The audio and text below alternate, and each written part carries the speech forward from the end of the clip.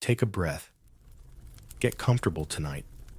We're unlocking a forgotten drawer in history's quiet cabinet. You might not know what's inside, but I promise it hums with stories.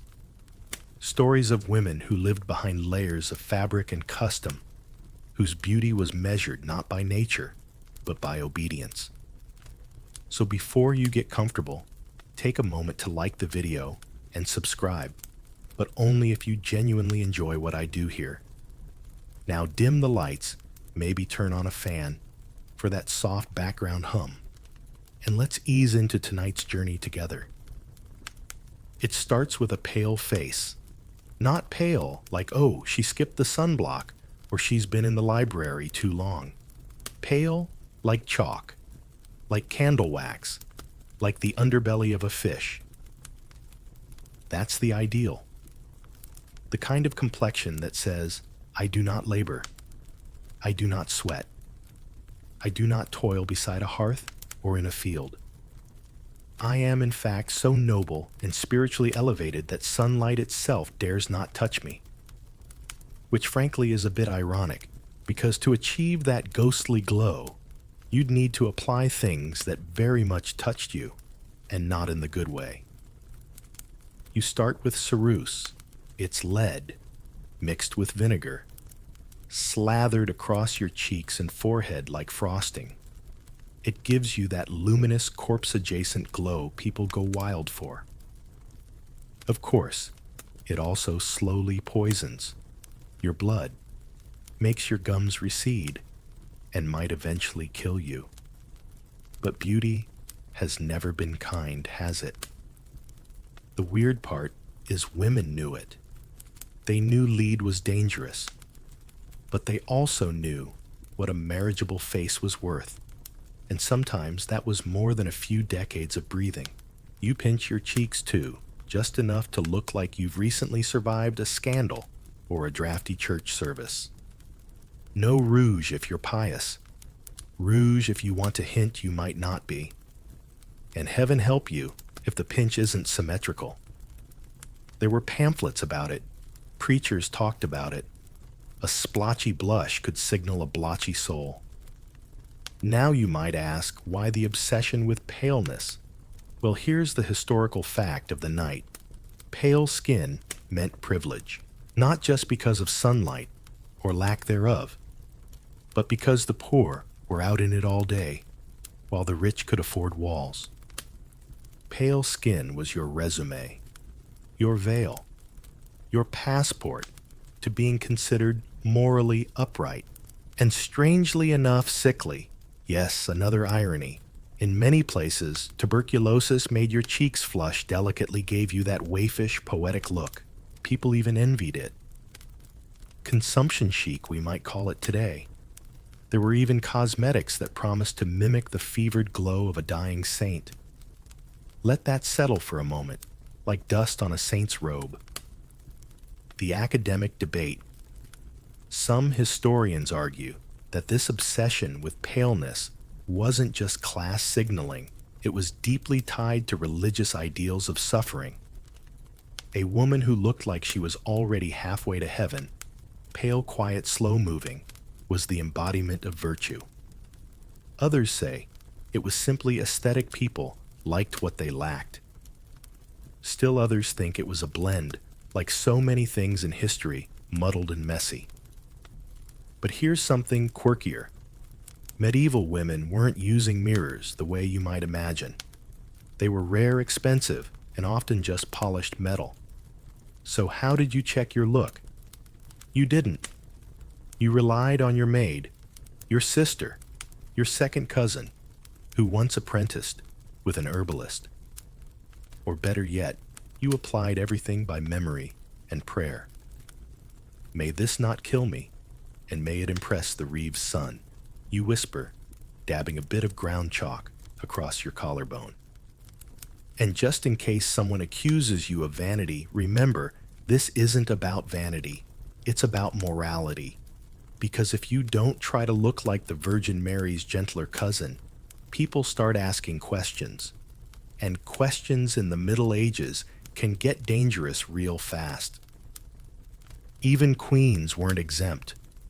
There are records of noble women having entire travel kits of cosmetics, little ivory boxes filled with lead paste ground beetles and burnt almonds. Imagine packing for a journey and thinking, do I have my poison foundation? Ah, yes, right next to the blessed relic.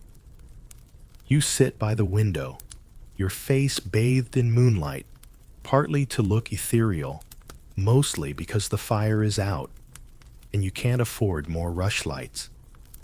Your reflection in the window is faint, but enough to see the outline of your own work. You tilt your head. Does the paleness hide the fact you cried last night, maybe? Does it make you more virtuous, more acceptable, more safe? You hope so. Because in this world, beauty isn't about attraction.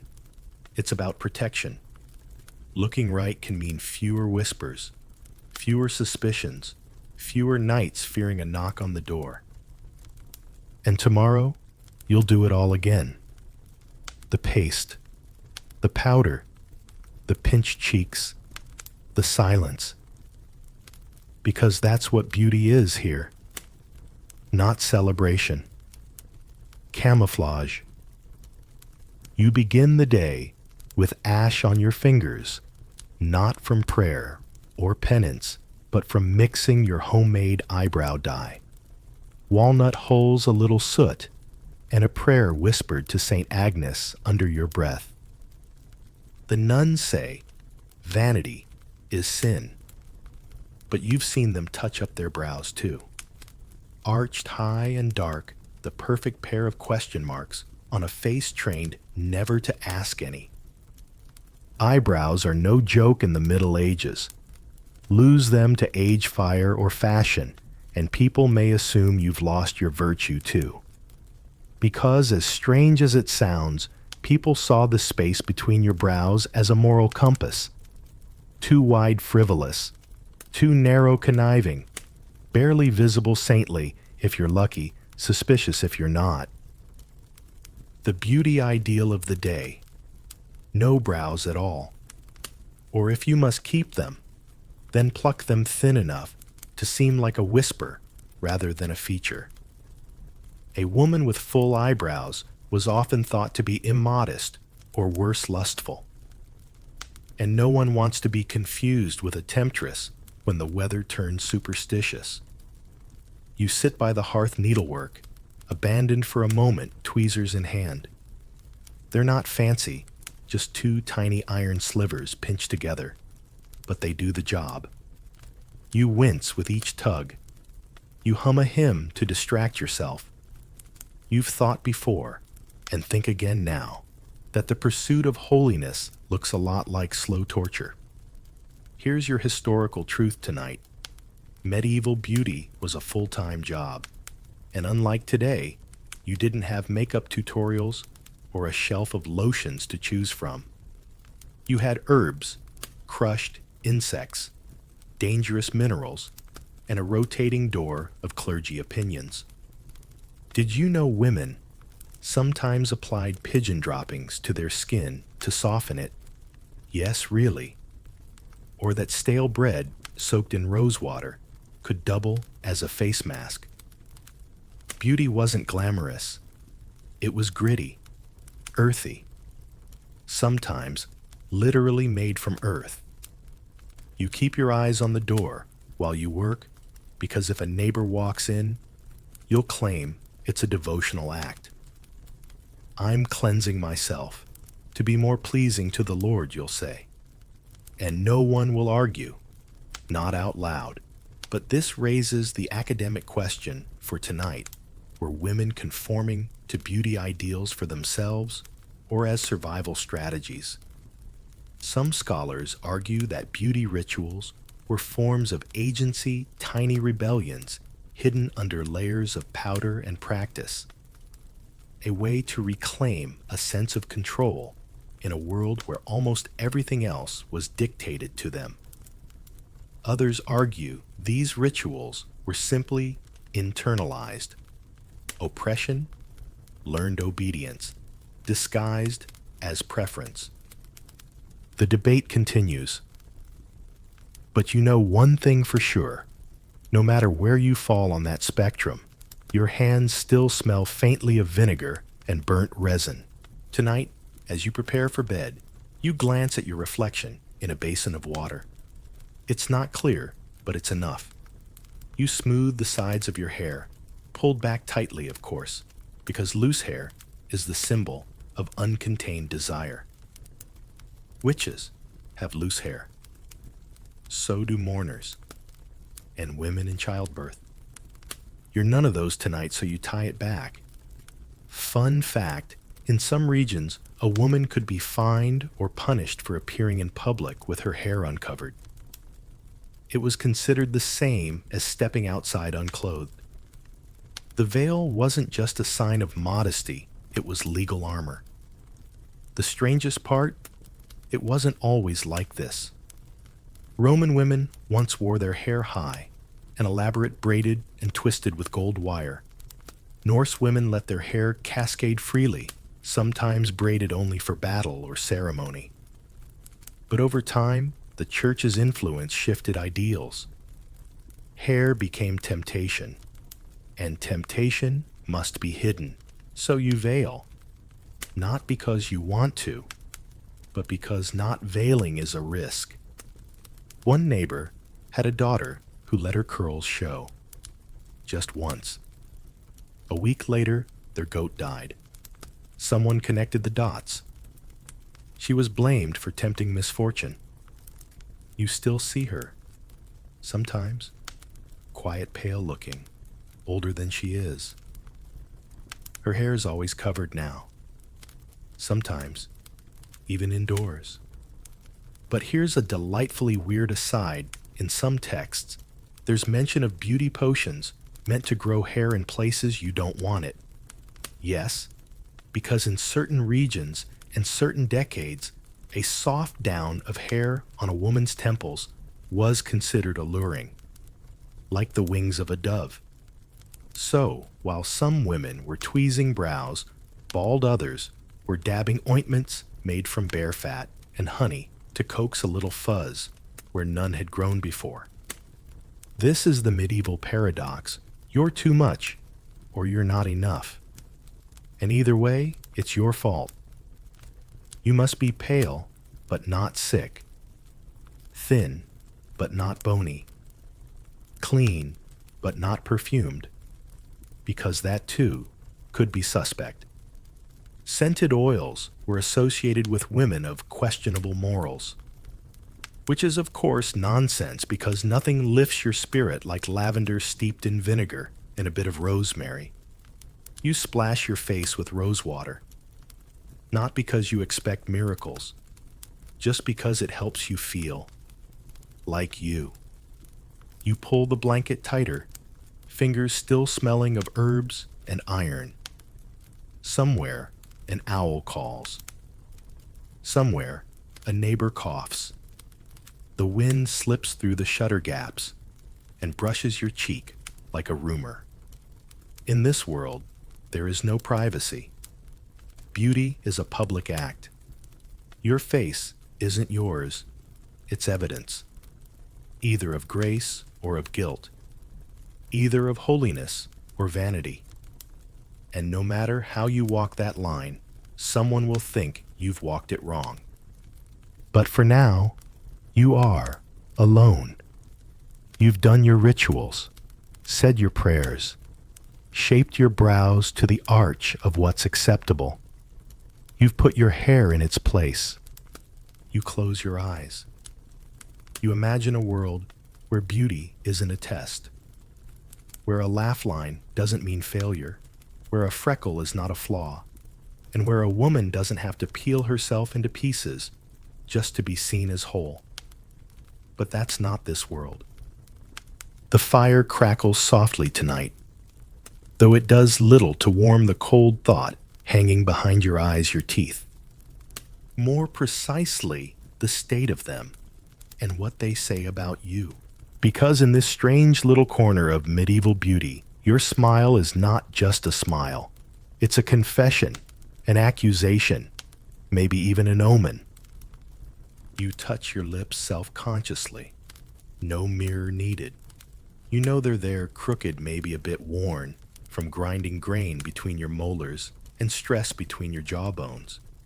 But to some, your teeth could betray something darker, that you're wild, or witchy, or, worse, common. Here's your historical truth. White straight teeth were not the medieval beauty standard. Not exactly. In fact, among the nobility, too perfect teeth were sometimes considered a bit suspect. After all, only peasants chewed coarse bread all day, wore their enamel down to smooth nubs, and flaunted open-mouthed laughter in the sun. No, a noble woman's smile was supposed to be small, delicate, hidden behind a fan or a veil, or if none of that worked, a demure hand. Teeth were private, and if yours were missing, well, just keep your mouth shut, and you might still pass for pure. Which leads us to our charmingly odd side note.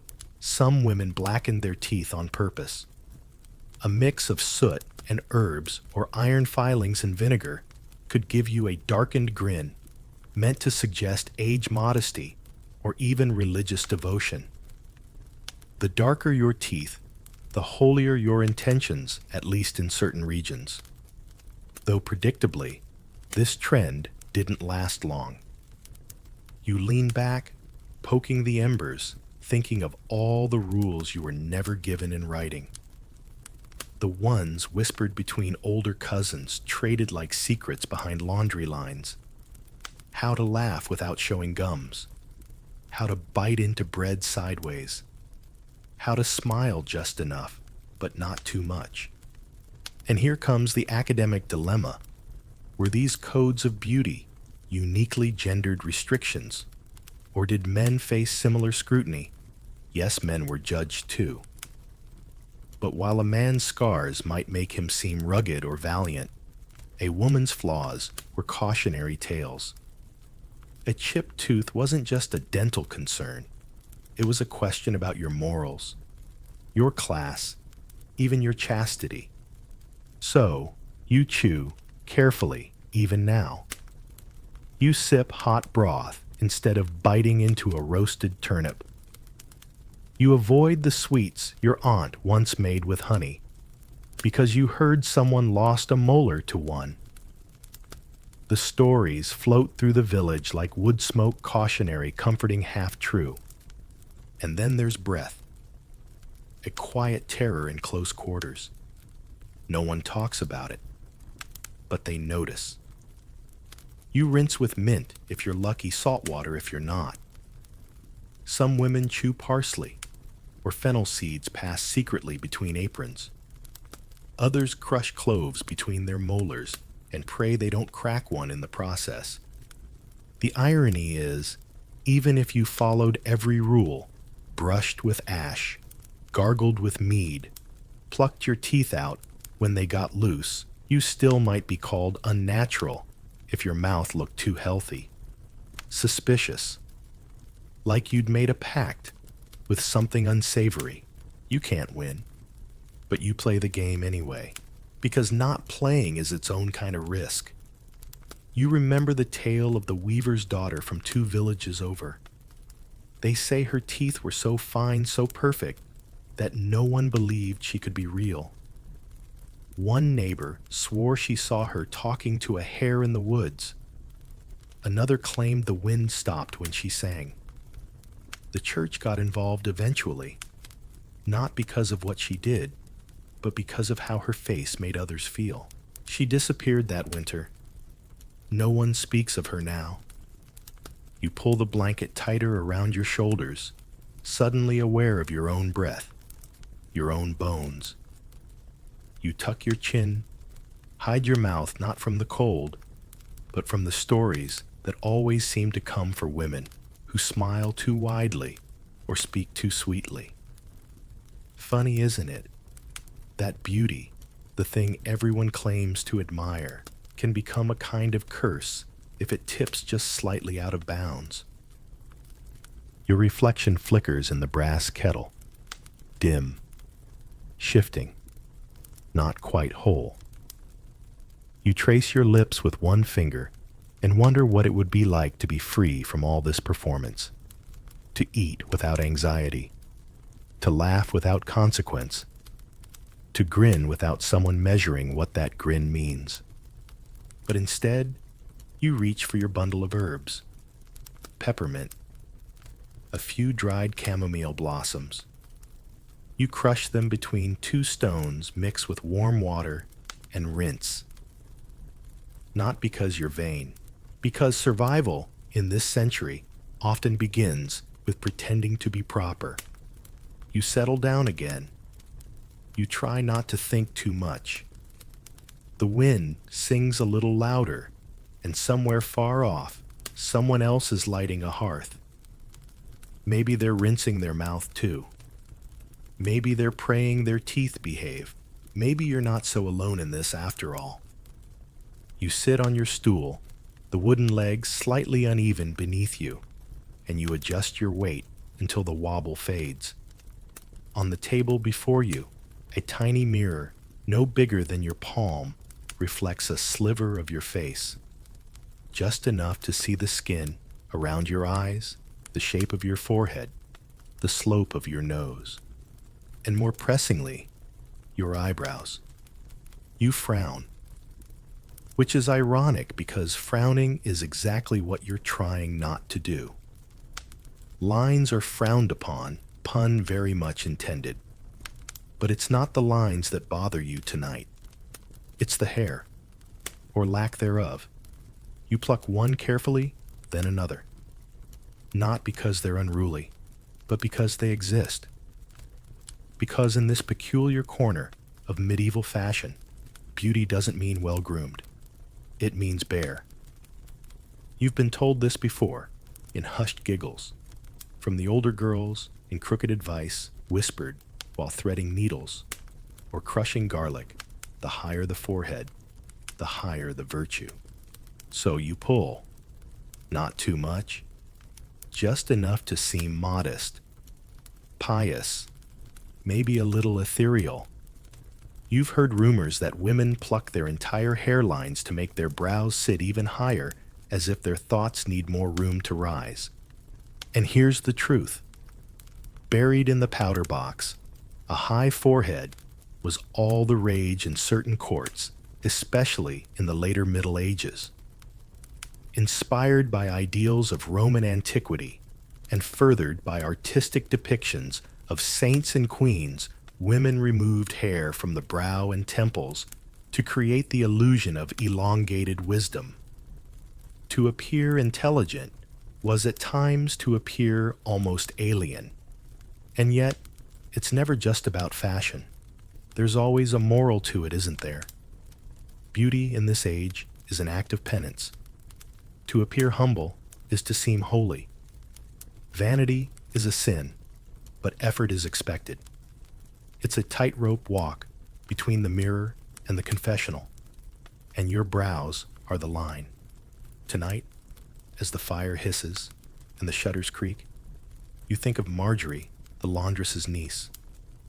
She was caught with a bit of coal, once a scrap of pigment from her cousin's apothecary. Not for witchcraft, for beauty. She used it to darken her brows and was accused of pride, of seduction, of something darker no one dared name aloud. You haven't seen her since.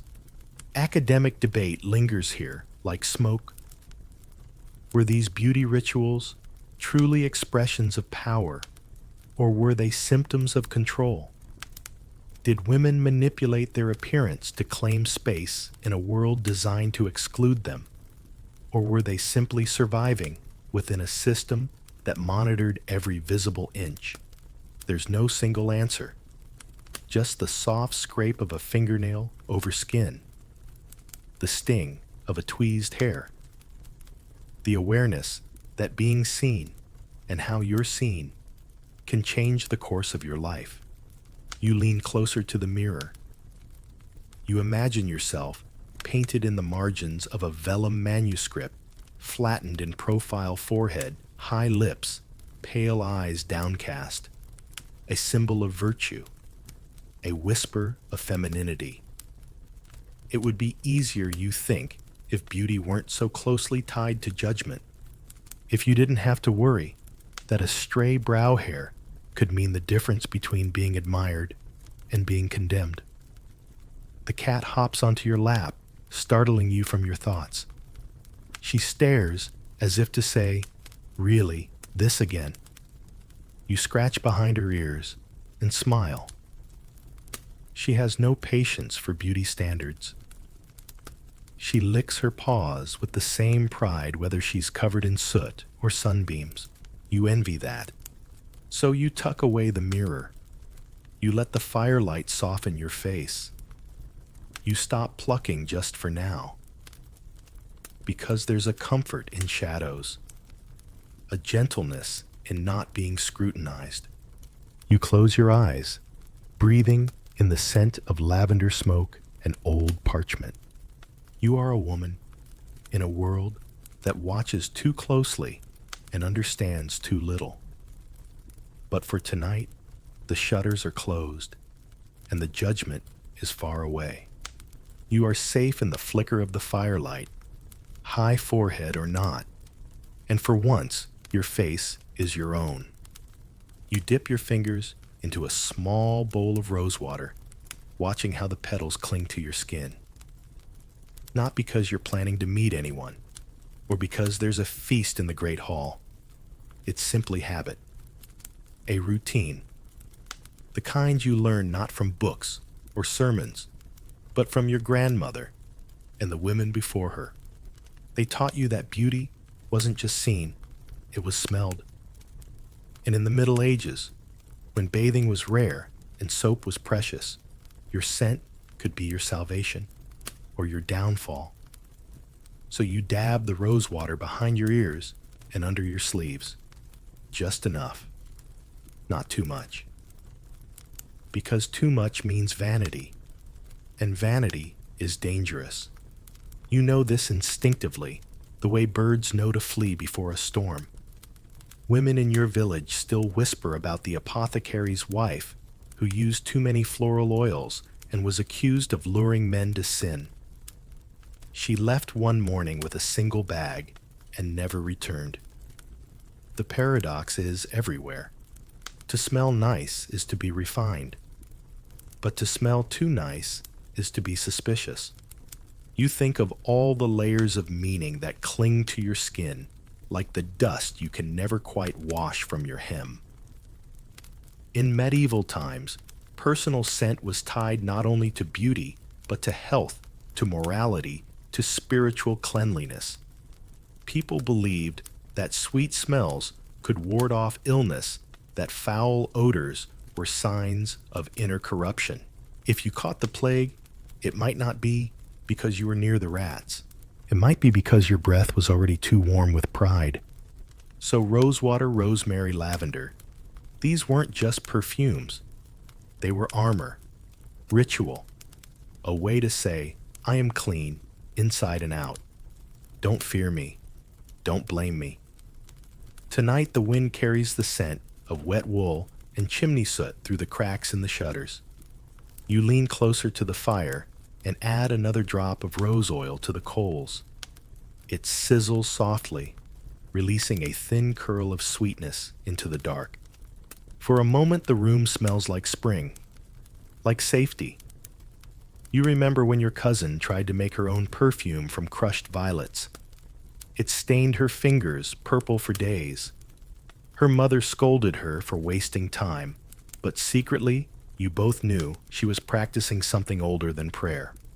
Scent is power, invisible, intimate, unprovable, but just as capable of stirring suspicion. There's an academic riddle you once heard from a traveling friar who spent time in the Italian courts. Is a woman virtuous because she smells of virtue? Or does the smell make men believe in her virtue? No one answered. No one dared. Because the truth, as always, is slipperier than a drop of oil. You dry your hands on a bit of linen and let your eyes wander to the shadows on the far wall. You wonder how many other women and how many other cottages are steeped in the same fear, not of aging or even of ugliness, but of being noticed in the wrong way. To be fragrant is to be remembered, but being remembered is not always a blessing. Still, you smell the roses, because tonight they are yours. And for once, that's enough. Your veil itches, but you dare not scratch. The fabric rests just so pinned carefully across your brow. And if you tug at it even once, someone will notice. A sister, a priest, a neighbor with eyes too sharp and memory too long. Veiling, after all, is not simply a custom here. It's a ritual of control. A fabric boundary between your thoughts and the world's assumptions.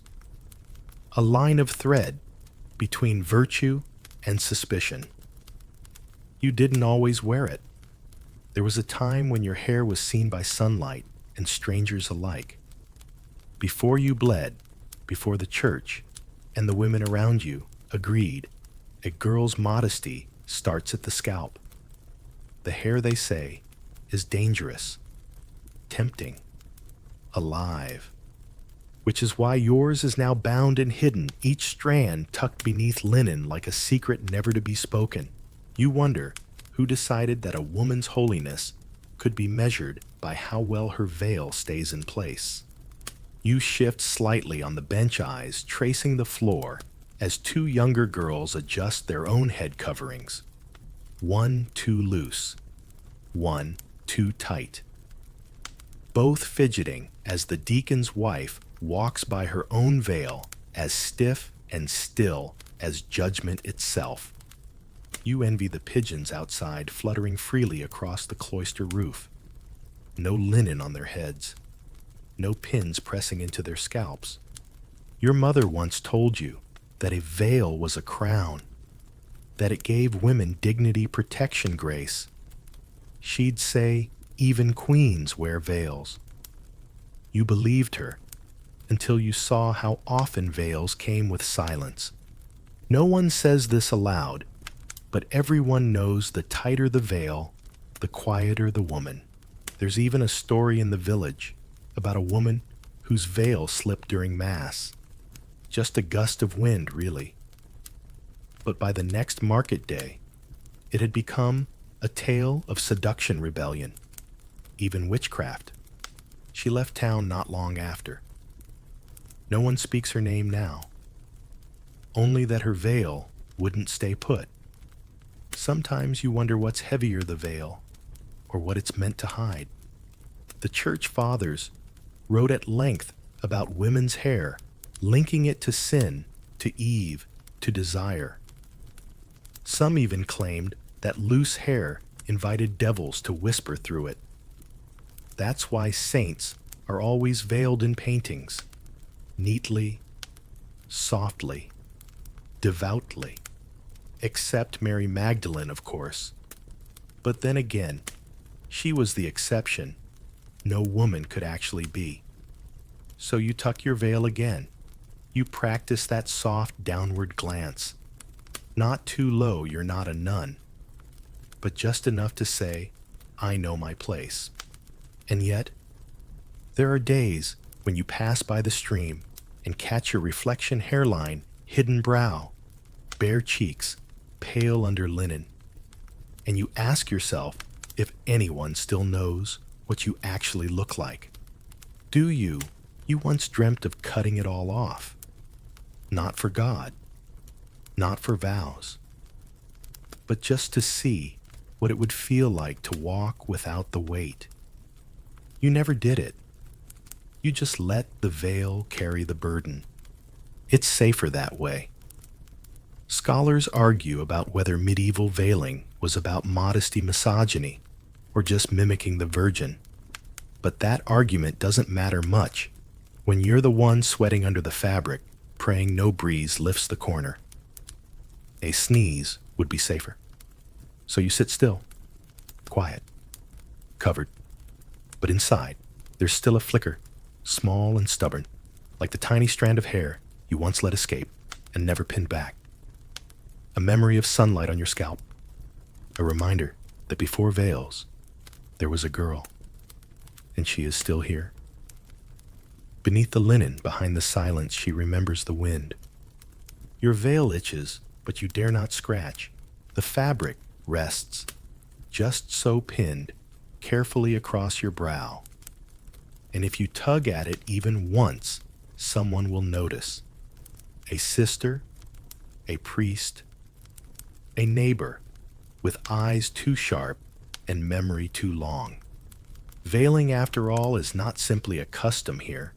It's a ritual of control, a fabric boundary between your thoughts and the world's assumptions, a line of thread between virtue and suspicion. You didn't always wear it. There was a time when your hair was seen by sunlight and strangers alike. Before you bled, before the church, and the women around you agreed, a girl's modesty starts at the scalp. The hair, they say, is dangerous, tempting, alive, which is why yours is now bound and hidden, each strand tucked beneath linen, like a secret never to be spoken. You wonder who decided that a woman's holiness could be measured by how well her veil stays in place. You shift slightly on the bench eyes, tracing the floor, as two younger girls adjust their own head coverings. One too loose, one too tight, both fidgeting as the deacon's wife walks by her own veil, as stiff and still as judgment itself. You envy the pigeons outside, fluttering freely across the cloister roof. No linen on their heads, no pins pressing into their scalps. Your mother once told you that a veil was a crown, that it gave women dignity, protection, grace. She'd say even queens wear veils. You believed her until you saw how often veils came with silence. No one says this aloud, but everyone knows the tighter the veil, the quieter the woman. There's even a story in the village about a woman whose veil slipped during Mass. Just a gust of wind, really. But by the next market day, it had become a tale of seduction, rebellion, even witchcraft. She left town not long after. No one speaks her name now. Only that her veil wouldn't stay put. Sometimes you wonder what's heavier, the veil, or what it's meant to hide. The church fathers wrote at length about women's hair, linking it to sin, to Eve, to desire. Some even claimed that loose hair invited devils to whisper through it. That's why saints are always veiled in paintings. Neatly, softly, devoutly, except Mary Magdalene, of course.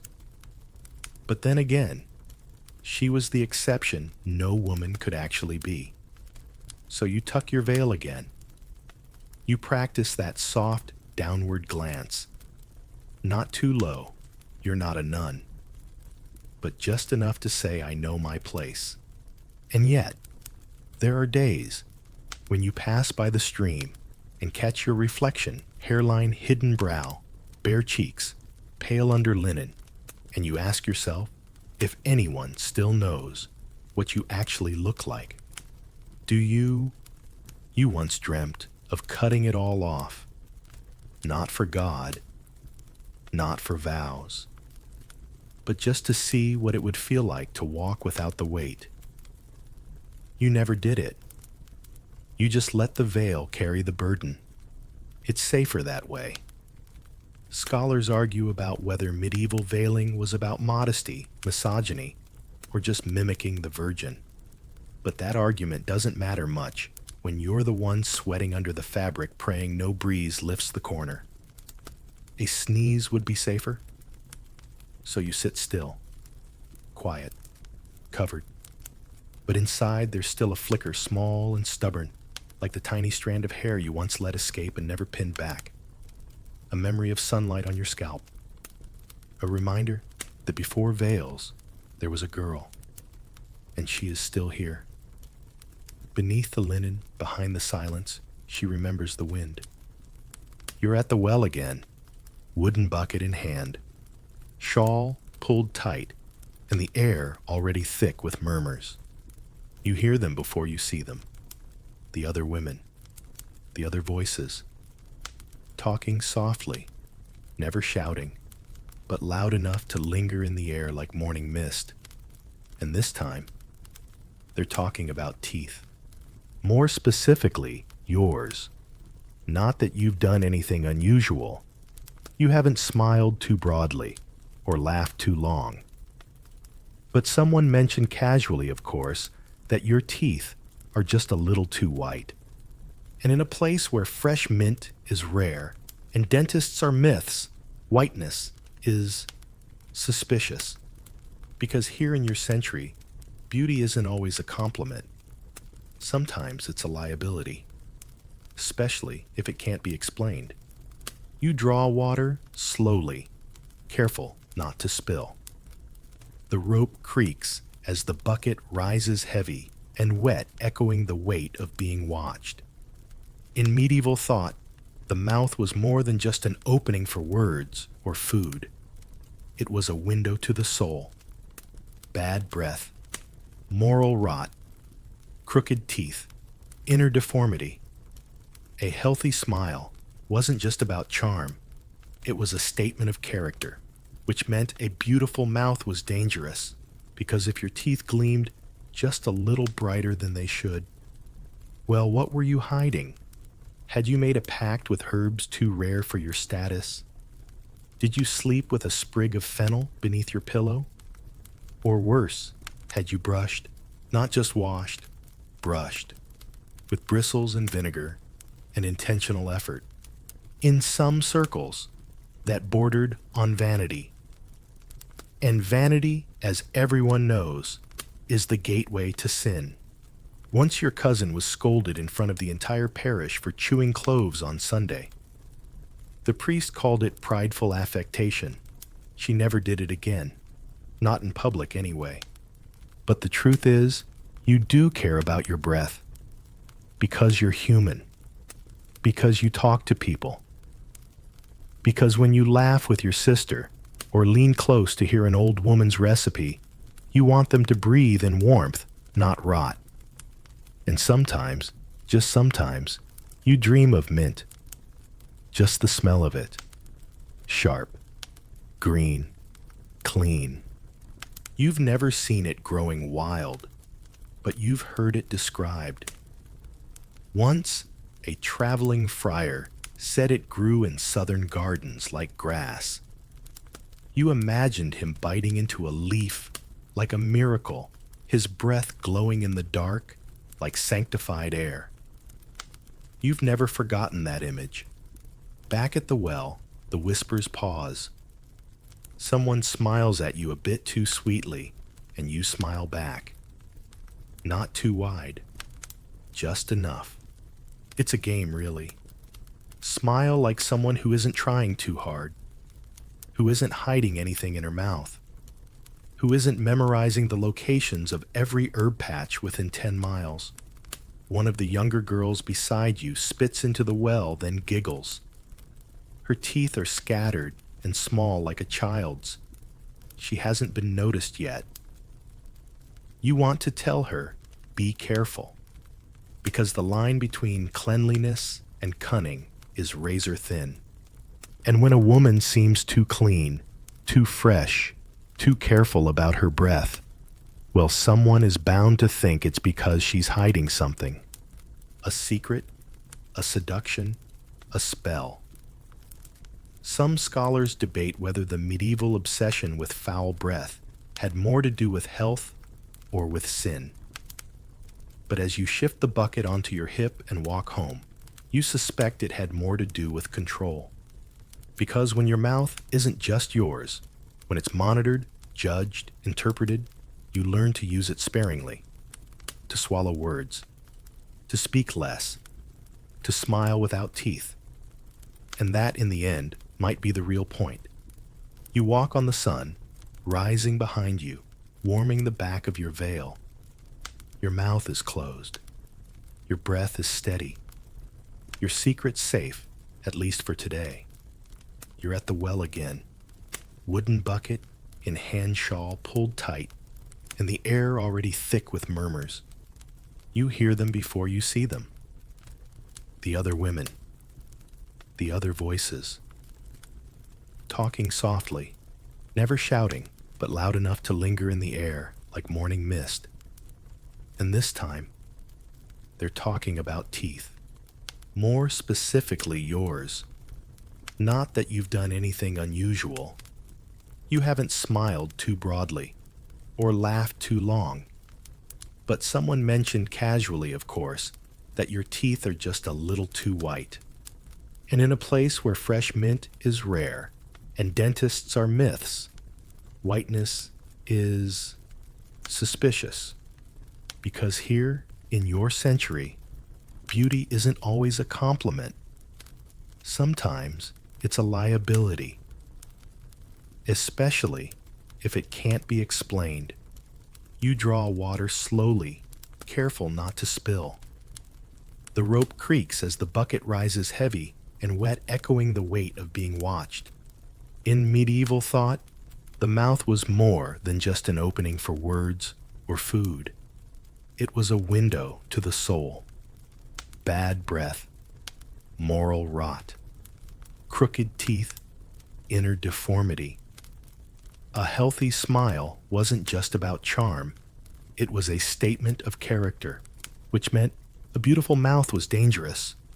Because if your teeth gleamed just a little brighter than they should, well, what were you hiding? Had you made a pact with herbs too rare for your status? Did you sleep with a sprig of fennel beneath your pillow? Or worse, had you brushed, not just washed, brushed, with bristles and vinegar and intentional effort, in some circles that bordered on vanity? And vanity, as everyone knows, is the gateway to sin. Once your cousin was scolded in front of the entire parish for chewing cloves on Sunday. The priest called it prideful affectation. She never did it again. Not in public, anyway. But the truth is, you do care about your breath. Because you're human. Because you talk to people. Because when you laugh with your sister, or lean close to hear an old woman's recipe, you want them to breathe in warmth, not rot. And sometimes, just sometimes, you dream of mint. Just the smell of it. Sharp, green, clean. You've never seen it growing wild, but you've heard it described. Once a traveling friar said it grew in southern gardens like grass. You imagined him biting into a leaf like a miracle, his breath glowing in the dark like sanctified air. You've never forgotten that image. Back at the well, the whispers pause. Someone smiles at you a bit too sweetly, and you smile back. Not too wide, just enough. It's a game, really. Smile like someone who isn't trying too hard, who isn't hiding anything in her mouth, who isn't memorizing the locations of every herb patch within 10 miles. One of the younger girls beside you spits into the well, then giggles. Her teeth are scattered and small like a child's. She hasn't been noticed yet. You want to tell her, be careful. Because the line between cleanliness and cunning is razor thin. And when a woman seems too clean, too fresh, too careful about her breath, well, someone is bound to think it's because she's hiding something. A secret, a seduction, a spell. Some scholars debate whether the medieval obsession with foul breath had more to do with health or with sin. But as you shift the bucket onto your hip and walk home, you suspect it had more to do with control. Because when your mouth isn't just yours, when it's monitored, judged, interpreted, you learn to use it sparingly. To swallow words. To speak less. To smile without teeth. And that, in the end, might be the real point.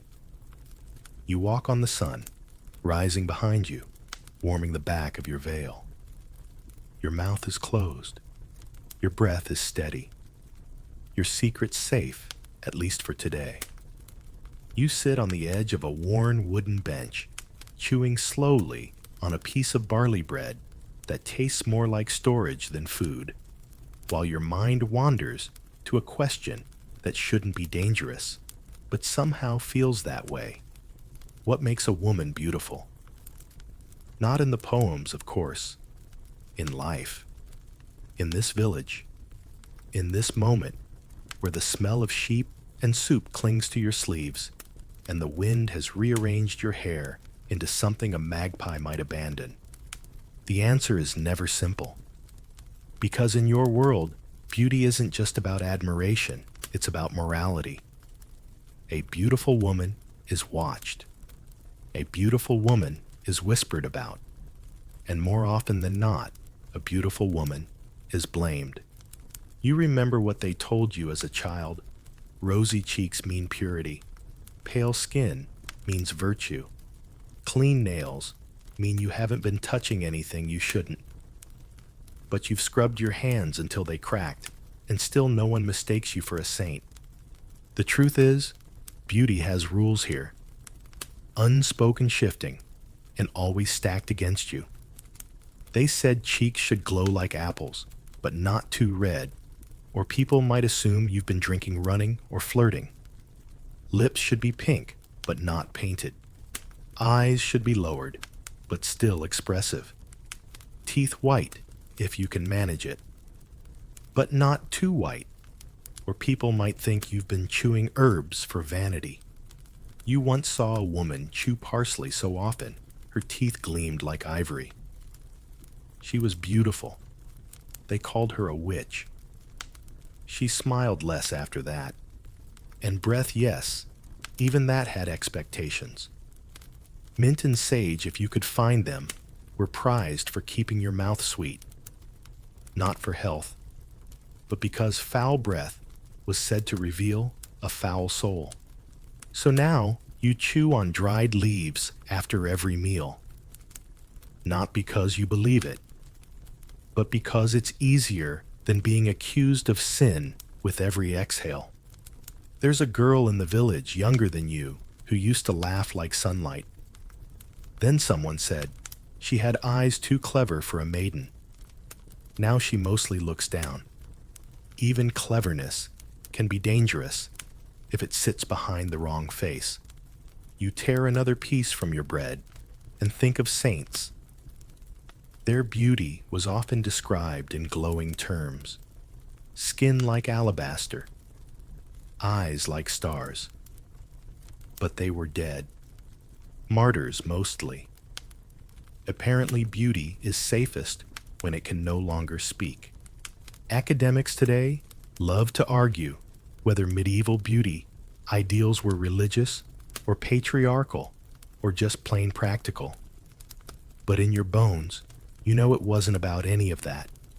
It was about control. If they can define what's beautiful, they can decide who deserves protection and who deserves punishment. Sometimes a woman gets both. You once overheard a man say that a woman's job was to be modest and lovely, like a flower that never opens too wide.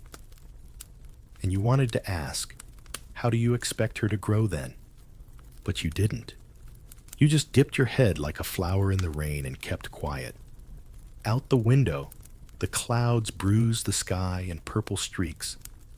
The evening is falling slow and soft. Your candle flickers. Someone walks past your cottage, and you don't need to look to know who it is. He always clears his throat twice, always too loudly, as if he's warning you he exists. You don't want to be seen right now, not because you're doing anything wrong, but because you're tired of being interpreted. Your body isn't a message. Your skin isn't a sermon. Your breath isn't a confession. But in this world, it might as well be. The woman next door wears her sleeves longer now. Someone told her that bare wrists are suggestive. Next week, it will be ankles. Next month, maybe smiles. And when winter comes, maybe silence. Still, there's something stubborn in you. Not defiant, not reckless, just tired of folding yourself to fit the shape someone else imagines. You want to laugh without worry, to stand in the sun without adjusting your veil, to eat garlic and not fear it makes you unholy. You want to exist without explanation. You finish your bread and brush the crumbs from your lap. They land like tiny pebbles in the firelight. No one will see them. No one will judge them. They're just crumbs. And sometimes you wish you could be something that harmless. But you're not. You're a woman. Which means you're always on display, even when you're invisible. You stretch your hands out toward the warmth of the hearth, and you let yourself imagine just for a second what it might be like to be seen without suspicion. You'd still be you, but maybe a little freer. You're staring into the bottom of your wooden cup again, pretending it holds something more exciting than watered ale. But mostly, you're listening. The women around you aren't speaking loudly, no one does. But the quiet murmurs carry plenty. They always do. Someone's niece in the next parish was whipped for vanity. Why she wore yellow, just yellow. It's said that the virgin's robe was blue, so blue became holy. Yellow, too bright, too joyful, too proud. You trace your finger around the rim of your cup and think, how much joy are you allowed really? Too much color is vanity. Too much dullness is neglect. Too much perfume is temptation. Too much sweat is shame. You once overheard a friar say that a woman should be pleasing, but not pleased with herself. A walking paradox, like a candle that must burn but never flicker. And then there's the veil. Oh, the veil. The humble strip of linen that might as well be a social barometer. You wear yours daily like every other woman past childhood. Not just because of modesty, not just because of weather, but because unveiled hair is something else entirely. Hair, it turns out, is not neutral. Hair is dangerous. Hair invites. No one says it outright, of course. But if you walk too freely with your braids unwrapped, you're no longer decent. You're asking. You once wore your veil loosely just once, and the baker asked if your husband was away. You're not married. You didn't answer. Somewhere between cloth and silence, you realized the veil wasn't just fabric. It was a filter. It told others how to treat you. It told you how to behave. And then there's the matter of grooming. There's always a matter of grooming. Unplucked brows are wild. Overplucked brows are vain. A soft jawline is gentle. A strong one too masculine. Your nails must be clean, but not so trimmed that you look idle. If anyone knew how long you spend trimming your cuticles with a bone sliver, they'd laugh. Or worse, they'd ask who you were trying to impress. But you're not trying to impress. You're trying to survive. Because beauty here is not about expression. It's about obedience. It's about learning how to look exactly right without ever seeming like you tried. Your neighbor Agneta had lashes so long they curled upward like they were holding secrets. She was quiet. She was kind. One day, someone said she was too beautiful to be innocent. She moved away a month later. Or maybe she didn't. No one talks about her now. You wonder sometimes where all these rules came from. Scholars now argue that much of it stemmed from church teachings, modesty, as virtue simplicity, as holiness. Others say it was economic a way to mark class to separate laboring hands from the idol. Still others whisper that it's just fear. Fear of women's power, their allure, their unknowability. You sip the last of your drink and think maybe it's all of that. Maybe it's just easier to control what's visible when you don't want to ask about what's beneath. And so you comply. You wash. You wrap. You pluck. You chew on mint and sage in silence. But every now and then, just sometimes, you let a strand of hair fall. You leave the veil a little crooked. You step out in a slightly brighter shade of brown. And you remember that even in this world of constraints, there's something quietly powerful about being seen as you are flawed human and fully alive. The candle beside you has burned low. The wax puddles around the base like tired petals. You feel the night pressing in soft as wool and just as itchy. But still, you sit a moment longer, because today you survived another set of rules, and tomorrow you will again. Not because they make sense, but because you've learned how to bend without breaking, how to smile just enough, how to look down without looking lost, how to be visible without being noticed, and that in this strange and heavy world is a quiet kind of beauty too. You're sitting by the hearth again, elbows on your knees, fingers tucked under your chin as the low fire paints you in flickers of amber and coal. Tonight, your thoughts don't wander to the usual worries, how long the barley will last, whether the thatch will hold through the next storm, but instead, they linger on something quieter, more elusive. A mirror, perhaps, or the memory of one, and the image it held. It's not vanity that stirs in your chest, but curiosity, because beauty in this age isn't simply about looking pleasant. It's a tapestry woven with threads of fear, faith, superstition, and social rank. What is admired might just as easily be punished, and what is natural might need to be scrubbed, plucked, veiled, or hidden. You lift your hand to your face, not to admire, but to consider. A high forehead. That's what the ideal lady must have. So high, in fact, that women pluck their hairlines to push it upward. Painful, of course, but beauty is suffering, everyone says so. Or at least suffering you choose is more acceptable than the kind handed down by birth or misfortune. Now you're thinking about brows. Eyebrows that must disappear entirely if you're to look refined. The less expression your face carries, the better. A blank face means a modest spirit. That's the logic. Or rather, that's the excuse. Because really, who benefits from a woman who cannot frown? Some even say, a woman's brow, left untouched, looks too wild, like the furrowed face of a thinker. And a thinking woman, well, she's halfway to trouble already. You reach for the spindle at your feet, beginning to twist the wool into thread as you recall something one of the older women once said, half joking, half bitter.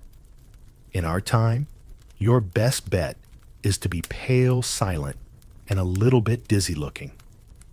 Pale, because sunlight is for laborers. Silent, because opinions are for monks. And dizzy, well, that just shows your constitution is delicately balanced and therefore worth protecting. Let's talk about skin now. Not just color, though that's always loaded, but texture, scent, and what lies beneath. Clear, unblemished skin isn't just attractive, it's seen as a moral achievement. Pimples might be your body's protest, but they're interpreted as your soul's. Too many, and people start whispering about sins of the flesh. Gluttony, envy, lust. Yes, even lust. For a girl who hasn't spoken to a boy in months, and should you develop a rash or a red patch during illness or a long winter, don't expect sympathy. Redness is hot, and heat is sinful. Cool skin, cool thoughts, that's the idea. Beauty is not warm. Beauty is not loud. Beauty is not alive in the way you are. You scratch your arm absently and remember lemon juice, or vinegar, or chalk mixed with egg whites, all rubbed across the skin to pale it down. And if that doesn't work, veils help. Veils always help. Hide the skin, and people can imagine whatever version of you they prefer. There's a whisper that the noblest women chew fennel and mint to sweeten their breath, not just for kissing, which is a rarity truly, but so that their every word smells virtuous. Imagine that. Your breath as a moral litmus. No pressure. And don't get started on teeth. White, of course. But not too white, or people will suspect witchcraft. Straight ideally, but if not well, don't smile. Smiling isn't ladylike anyway. It shows teeth. It shows joy. Both are unbecoming. You lean back, letting the spindle dangle, and think of the time a girl you knew Marta was told she looked too cheerful. You'll draw the devil's eye, her aunt warned. Marta didn't understand then, but you do now. To look too full of life is to tempt fate. Or worse, to tempt attention. And attention is the beginning of judgment. There's a curious rule, isn't there? That you must appear modest, but not so modest that you seem common. Clean, but not so clean that you're mistaken for vain. Tidy, but not too tidy, unless you're wealthy, in which case, anything goes. If you're rich, you can oil your hair with rosemary and thyme and pretend it's for health, not scent. You can bathe in goat's milk and claim it's medicinal. You can paint your lips with crushed rose petals and say it's for healing, not allure. The poor must be plain. The rich can lie. But the worst part, truly, is that beauty is always someone else's decision. A bishop's homily, a noblewoman's fashion, a page in a book of saints. You're either compared to the Virgin Mary or the whore of Babylon, and both roles come with too much responsibility for a girl who's just trying to stay warm. So you do what most women do, you adapt. You pull your wimple tighter. You cut the bread with a softer hand. You keep your cheeks pinched in the cold so they don't look too red. You never laugh too hard, never speak too sharply, and you pluck your forehead when no one's watching. Tonight you remember the strange advice passed down like a family heirloom. Don't show your ankles, even if you're drowning. It's absurd, and also perfectly logical. Because beauty in this world is not about being seen. It's about being safe. And safety, like beauty, is often temporary. The cat curls near your feet, sensing your stillness, and the fire sighs as if in agreement. You shift the spindle into the basket, smoothing your skirt with hands that know too much of ash and salt and whispered warnings. There's comfort in knowing you're not alone in these rules. Women across the countryside, from manor to mud cottage, are performing the same quiet rituals. Plucking, dabbing, hiding, praying. All of you, hoping to be seen. Just enough, but never too much. And as your eyes grow heavy and the last ember glows, you wonder what it would feel like to be beautiful, simply because you are. No rules, no mirrors, no danger. Just breath and skin and the slow rhythm of being. But that's not this world. Not yet.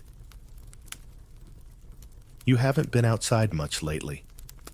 The rain keeps falling in long, slanted lines, and the wind presses against the shutters like it's trying to remind you of something ancient and unsettling. So you stay indoors, where it's marginally warmer, and the air smells faintly of wet wool and onion skins. You've taken to peeling root vegetables just for the comfort of doing something with your hands. Anything to keep from thinking too hard, because today you're remembering hair. Not just yours, but what it meant. What it still means. Hair is a crown, a temptation, a veil, a scandal, a symbol. In the medieval mind, it holds power, and that power must be managed carefully.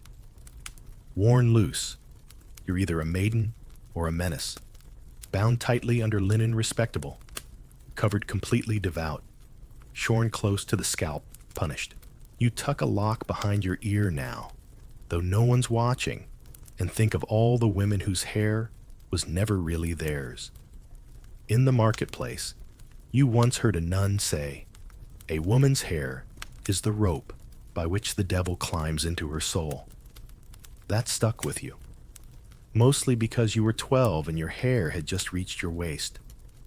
You'd never felt so holy and so condemned at once. Blondes, they say, are more innocent. Redheads are wild. Brunettes are clever, but possibly too clever. That's the trouble. Every shade is a signal, and every signal has consequences. In some places, you recall married women had to veil their hair completely, not just out of modesty, but because uncovered hair was considered a kind of public speech. Loud, provocative, possibly even contagious.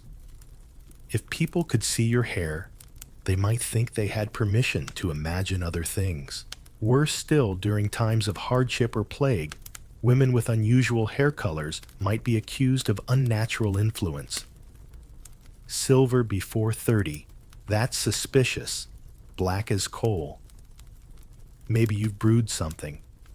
You laugh softly now, imagining being blamed for a hailstorm, just because your braid reflects moonlight too well. And then, of course, there are the treatments. No one wants lice, and remedies range from the mildly unpleasant to the truly bizarre. Vinegar rinses, ash paste, crushed herbs left overnight under a cloth cap. You've tried them all. Once a neighbor suggested nettle oil for strength. It worked, but you smelled like soup for a week. Hair could also be currency. Not in the marketplace, but in the economy of attention. A noblewoman might let a single curl escape her veil at a feast, and that curl would ripple through the room like a thrown stone. A merchant's daughter might braid colored ribbons into her hair before Mass, knowing the boys would look, even if they pretended not to. But for women like you, hair is something to manage, not display. It's soaked and combed and tucked away under layers of linen that itch your scalp and pinch your ears. Beauty might be praised, but modesty is what keeps you safe. And safety is its own kind of beauty. You remember a girl, Agnes, who once had hair so thick she could barely twist it into a bun. The village healer used to say it meant she had a strong life force. But when the grain went bad, one winter, and the sheep started dying, someone remembered Agnes's hair. Too long, too lustrous. It had to mean something. The whispers grew louder until she finally cut it off herself, standing in her mother's garden, jaw-tight scissors borrowed from the tailor's wife. She said nothing as the first lock fell. You saw her the next day, paler, smaller, but oddly safer, because hair-like power is easiest to carry when no one notices you have it. Tonight, you stare into the embers and think about the rituals again. How some women burn their cut hair to keep it from being used in spells. How others bury it with prayers. You've always thrown yours into the fire just in case. It makes a hissing sound as it vanishes. You tell yourself it's just the moisture, not your past curling up like smoke. And yet, you wonder. Because history doesn't always remember women's words, but it remembers their hair. It's painted, praised, feared, hidden. Worn in coils, shorn in grief, braided in ceremony. It survives in saints' relics and in scandalous tales alike. A strand of golden hair found in a book. A lock tied with thread in a lover's pocket. A clump cut by force left on a convent floor. You sit very still and wonder if your own hair will ever be remembered. Not because it's beautiful, but because it's real. Because it bore witness. Because it belonged to a woman who lived, who endured, who bent her head every day and kept walking. The fire crackles, and the wind changes direction. You shift your shawl tighter around your shoulders, your scalp prickling just slightly beneath the linen. You're not afraid. Not exactly. But you are aware. And in this world, that's as close to armor as you're allowed. Hair in the end is just another thread in the fabric you've learned to wear carefully. Like modesty. Like silence. Like everything else. And as your eyes begin to drift, you think not for the first time that the most radical thing a woman can do in your time is let the wind touch her hair and not feel shame. You wake up to the faint scent of lavender and lard. It's not an unusual combination, strange maybe, but familiar. The kind of smell that clings to wooden beams and old fabric. You stretch slowly, careful not to knock over the little pot of salve near your bed. You made it last week with rosemary goose fat and hope. Hope, of course, being the most unstable ingredient. The mirror. Well, the polished bit of tin you call a mirror catches a sliver of your reflection. You sigh. There it is, again, your face. The same one as yesterday. A bit more tired. A bit more blotchy, perhaps. But still yours. And yet today's another reminder that even that face, especially that face, comes with rules. Because in the medieval world, a woman's face isn't just her own. It's a billboard, a warning, a confession. People read it like scripture or scandal. Pale skin, you're noble. Red cheeks could be health, could be lust. Chapped lips sin, surely. You reach for the linen cloth you folded under your pillow. A tiny sachet of crushed dried rose petals and chalk dust falls out. You'd almost forgotten you made that. It was meant to soften your cheeks, make you glow like the Virgin Mary in those gilded church panels. But all it did was make your nose itch. Because here's the truth. Medieval beauty standards weren't about looking good. They were about looking good enough to survive. Too plain, and you'd be passed over for marriage, or worse, suspected of secret sins. Too pretty, and you'd be called a temptress, a distraction, or even a danger to the balance of your small nervous community. So you walk the line. You smear a little crushed egg white on your face sometimes. It tightens the skin, though it smells appalling.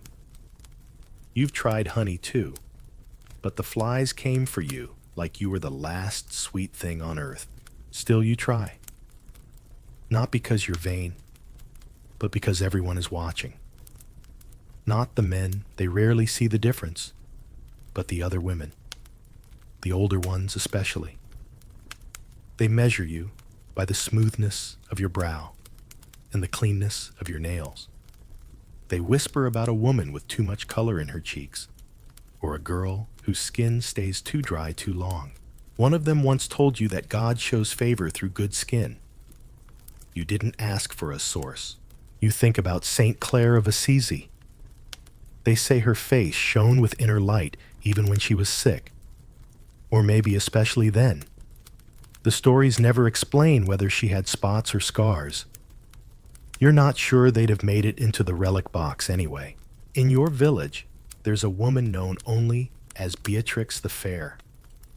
She's old now, but when she was young, men would offer eggs and cheese just to see her smile. You've heard the stories, but what no one mentions is that Beatrix once burned her own cheek with a hot spoon just to stop a bailiff from staring too long. The scar healed mostly, but the staring stopped. So beauty, yes, it's powerful, but it's also dangerous, which is why you've learned not to trust it too much. Your own skin tells a story, one of wind and time and not enough butter. It flakes in winter and shines in summer and reddens when you scrub too hard. It is, in short, inconveniently human, and yet the standards persist. Smooth skin means virtue. Spots mean rot in the soul. A red nose hints at drink. A shiny forehead means vanity. You once met a girl with freckles across her cheeks, like constellations, and a priest said they were the mark of Eve's disobedience. You wanted to slap him, but you were 14, so instead, you just looked at the floor and memorized the pattern of his sandals. Then there are the powders, ground bone, lead, even crushed pearls if you're foolish or rich, all in pursuit of a kind of deathly glow. Not healthy, not warm, but pale and untouched, as if no sunlight, no hardship, no desire had ever brushed your skin. A face like that is safe, holy even. A face that belongs to someone who doesn't want anything. And if you don't want anything, you won't cause trouble. That's the logic. But you do want things. You want warmth. You want stories. You want skin that belongs to you, not to the eyes of others. And most of all, you want to stop pretending that beauty has anything to do with worth. Because it doesn't. Not really. But it does practically. So you put a little salve on your temples, the one that smells faintly of beeswax and thyme. You do it for you, though you'll never admit it aloud.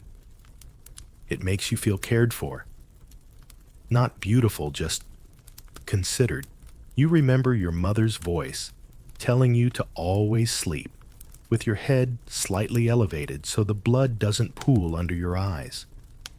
You remember your aunt, who used boiled apple peels to tone her skin, swearing it made her cheeks glow like Easter morning. You remember the village girl who cut her fringe too short and was told she looked like a Saxon ghost. So many rules, so many quiet humiliations, and yet you keep going. Because beneath it all, beneath the chalk and the sour rose water and the bone dust, is a face that deserves to be seen, not judged. A face that speaks even when you're silent. Tonight, you set down your little mirror and let the firelight shape your features instead. It's kinder somehow, softer, less opinionated. You close your eyes and press your hands to your face, not to shape it, but to feel that it's real, that it's yours. And that perhaps is the most beautiful truth of all. You press your fingers to your temples again this time, not for beauty, but for the ache that blooms behind your eyes like a slow thunderstorm. You haven't cried? Not exactly, but something tight has been living just beneath your skin all day. It might be the wind. It might be the news from the neighboring village. Or maybe it's just the relentless pressure of being looked at, always looked at, never quite seen. Tonight, your thoughts settle on something strange, almost laughable, the medieval obsession with long, narrow noses. You heard once from a traveling merchant that the ideal nose should be like a tower, straight, slender, and strong. An anchor of virtue, apparently. A sign that your soul pointed heavenward. No one tells you how painful it is to grow up with a crooked one. Your own nose has a soft curve more like a hill than a tower. It was broken once, years ago, when you tripped on a frozen stone and landed face first in front of the parish oven. You still remember the blood, the way it felt too warm against the cold air, and the way the midwife clucked her tongue and said, "Well, that won't marry easy." Of course, it never really was about marrying, was it? It was about control, about shaping your body into a message others could read. If your nose was straight, it meant you had discipline. If your lips were small, it meant you were modest. If your eyes were downcast, you were pure. Every feature meant something, even when it didn't. You think about your cousin, whose lips were naturally full. She tried to hide them by biting them raw during Mass. It didn't work. People just called her the little Eve behind her back, and let's not even begin with ears. Did you know that ears of all things were thought to reveal character? Small ears, obedient heart. Large ears, loose tongue. What a world. But the nose, yes, the nose always held power. Not just for beauty, but for breath. Breath itself was its own form of judgment. You once overheard a barber say a woman's character could be judged by how her breath smelled in the morning. Sweet breath meant piety. Sour breath, sin. Garlic breath was apparently an insult to God. This is a problem when most of your meals are built around onions. So, you started chewing mint. Not the cultivated kind, but the wild stuff you pull from the hedgerow. You chew it until your mouth is numb, then go to church and pray that the priest won't ask you to speak. You've also tried cloves. Once. Big mistake. You bit down too hard, and your tongue went numb for an entire afternoon. It made you sound like a drunk goose. Still breath was policed, along with everything else. There was even a recipe you once saw for a breath paste made from crushed pearls vinegar and wine sediment. You laughed at first. Then you tried to replicate it with eggshells and dandelion root. You nearly choked. These rules, these expectations, they reach into every corner of your life. They crawl into your mouth, your pores, your posture. They whisper through gossip and grind against your bones, but they do not break you. Instead, you begin to reshape the question. You stop asking, "Am I beautiful enough?" and begin to wonder, who benefits when I believe I'm not? It's a dangerous thought, but a freeing one too. You go outside for air. The night is thick with stars. The moon has risen, and the clouds those moody travelers have cleared just enough for you to see your breath drift before you like mist. You breathe in and let it out slow. There's no clove, no mint, no sage. Just the honest scent of wood smoke grain dust and the faint tang of iron. That, too, is a kind of prayer. Behind you, the shutters rattle gently in the wind. The hens cluck once in their sleep. A dog somewhere far down the hill lets out a single bark and then is silent again. You think of all the women who stood on this earth before you, worried about their noses, their breath, their ears, their eyes. All the absurd little rules carved into their skin like invisible ink. You wonder how many of them dared to question those rules. You wonder if any of them found each other whispered in corners, laughed over the absurdity of it all. Maybe they did. Maybe tonight they're doing it again. Somewhere. in some other village, in some other bedchamber, warmed by a dying fire and the faint courage of exhaustion. You look up. One star seems brighter than the rest. You don't know its name. You don't need to. You turn back inside, close the shutter, and settle into the straw-stuffed mattress. It's lumpy, but you've learned how to curl, just so, to soften the worst parts. Like everything else, you think again of your nose. You touch it once gently, not with scorn, not with shame, just acknowledgement. It has served you well. It smells the rain. It warns you of spoiled milk. It remembers the scent of your mother's bread, and the garden in spring, and the secret warmth of a body close to yours. No tower could do all that. You smile faintly. Let the ache behind your eyes fade. Let yourself breathe.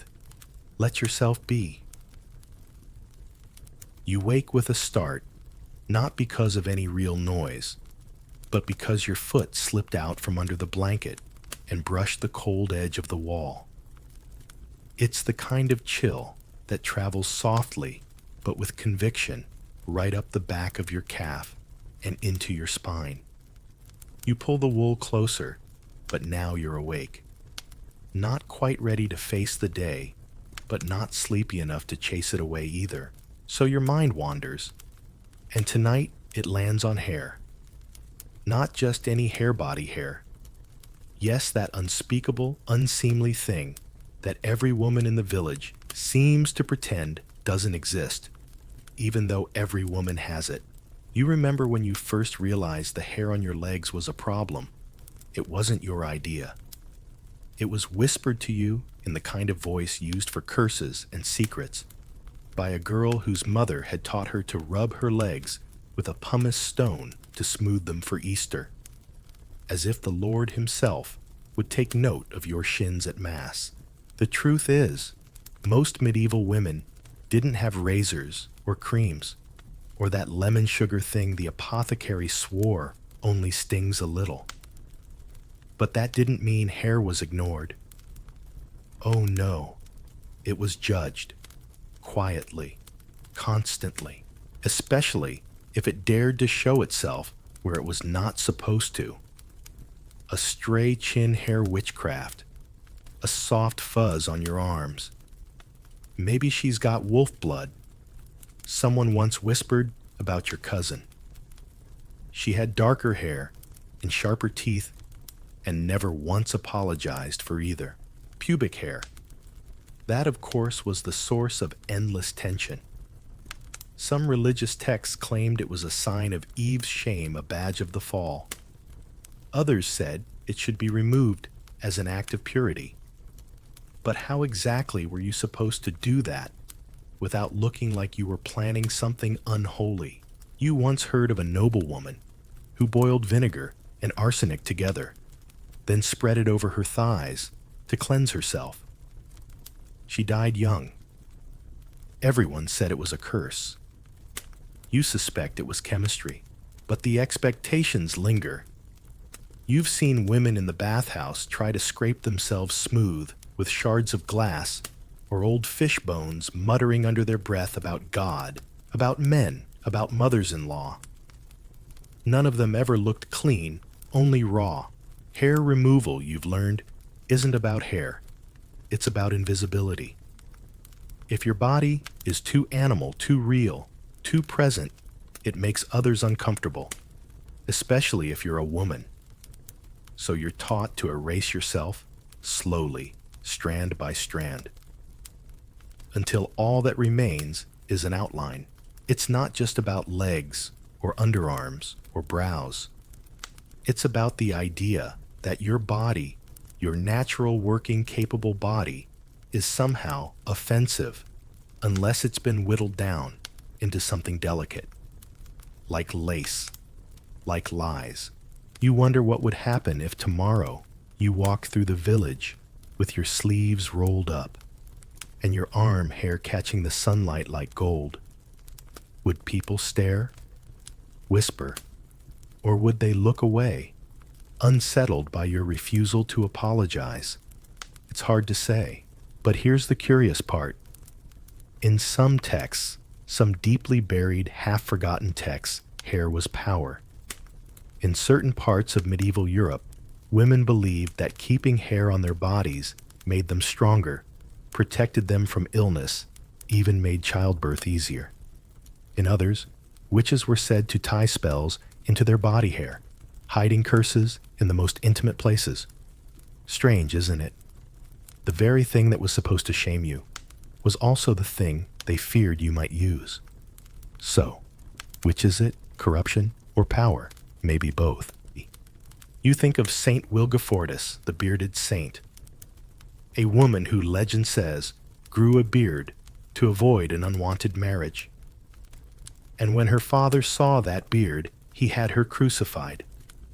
You wonder if she cried, or if she laughed when the hair began to grow, knowing it would save her, even as it doomed her. Hair, it seems, is never just hair. You remember plucking your own eyebrows for the first time. A hot needle, a piece of string, a shaky hand, and a mirror stolen from the merchant's daughter. It didn't make you beautiful.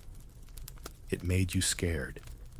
Of pain, of permanence, of how easily you were willing to hurt yourself to look like someone else. But here's a secret. The hair always grows back. No matter how many times you pluck, scrape, rub, or curse it, it returns. Like memory, like defiance. You look down now at your arms beneath the covers. You can barely see the fine hairs in the candlelight, but they're there. Quiet, persistent. You imagine them as tiny sentinels standing guard over your skin, whispering reminders, you are alive, you are animal, you are yours. The fire has died down to embers, but the warmth lingers. You lie back again, letting your body settle into the straw and wool. You feel your skin against the linen shift, the soft rasp of cloth on calf. No razor has touched it. No stone has scrubbed it away. And yet, there you are, whole, unashamed, just as you were made. You breathe in, you breathe out, and the hair stays. You don't remember the first time someone told you that your nails mattered, but you do remember the sting when someone said they looked like a servant's, as if that were an insult, as if hands that worked were something to be ashamed of. In the Middle Ages, your hands say everything about you, who you are, what you do, what you are allowed to be. Are your fingertips stained with herbs? You must be a healer or a troublemaker. Are your palms rough?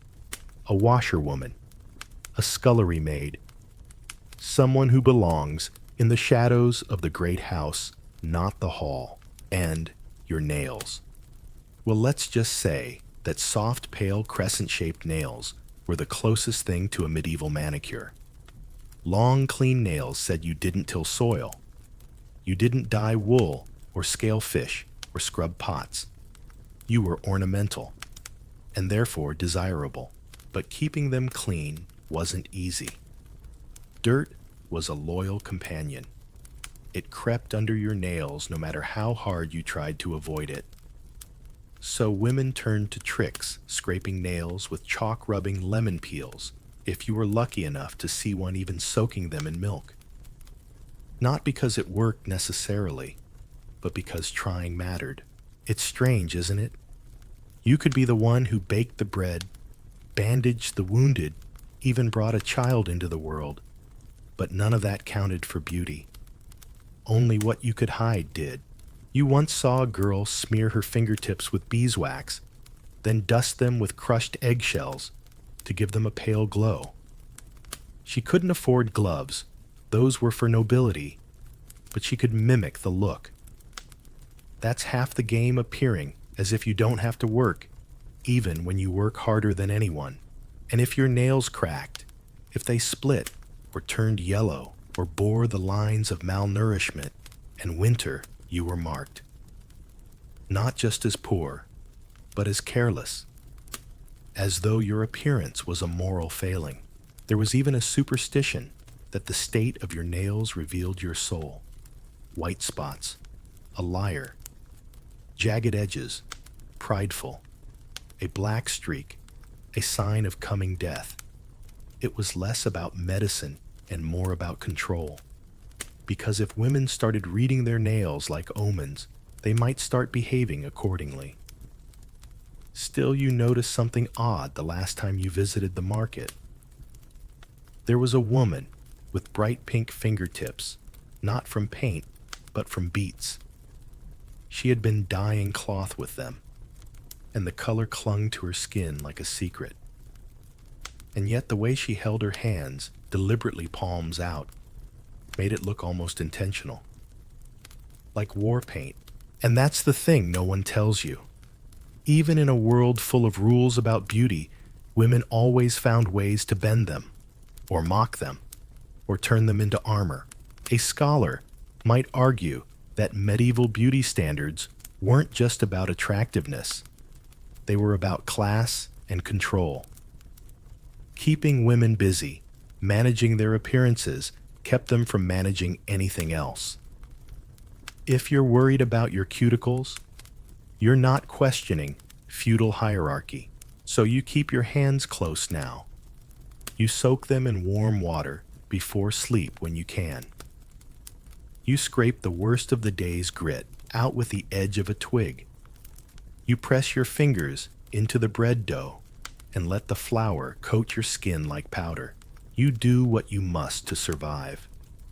But you also remember. You remember the nuns who told you to fold your hands during prayers so the saints wouldn't see your broken skin. You remember the merchant's daughter who wore velvet gloves to mass even in summer.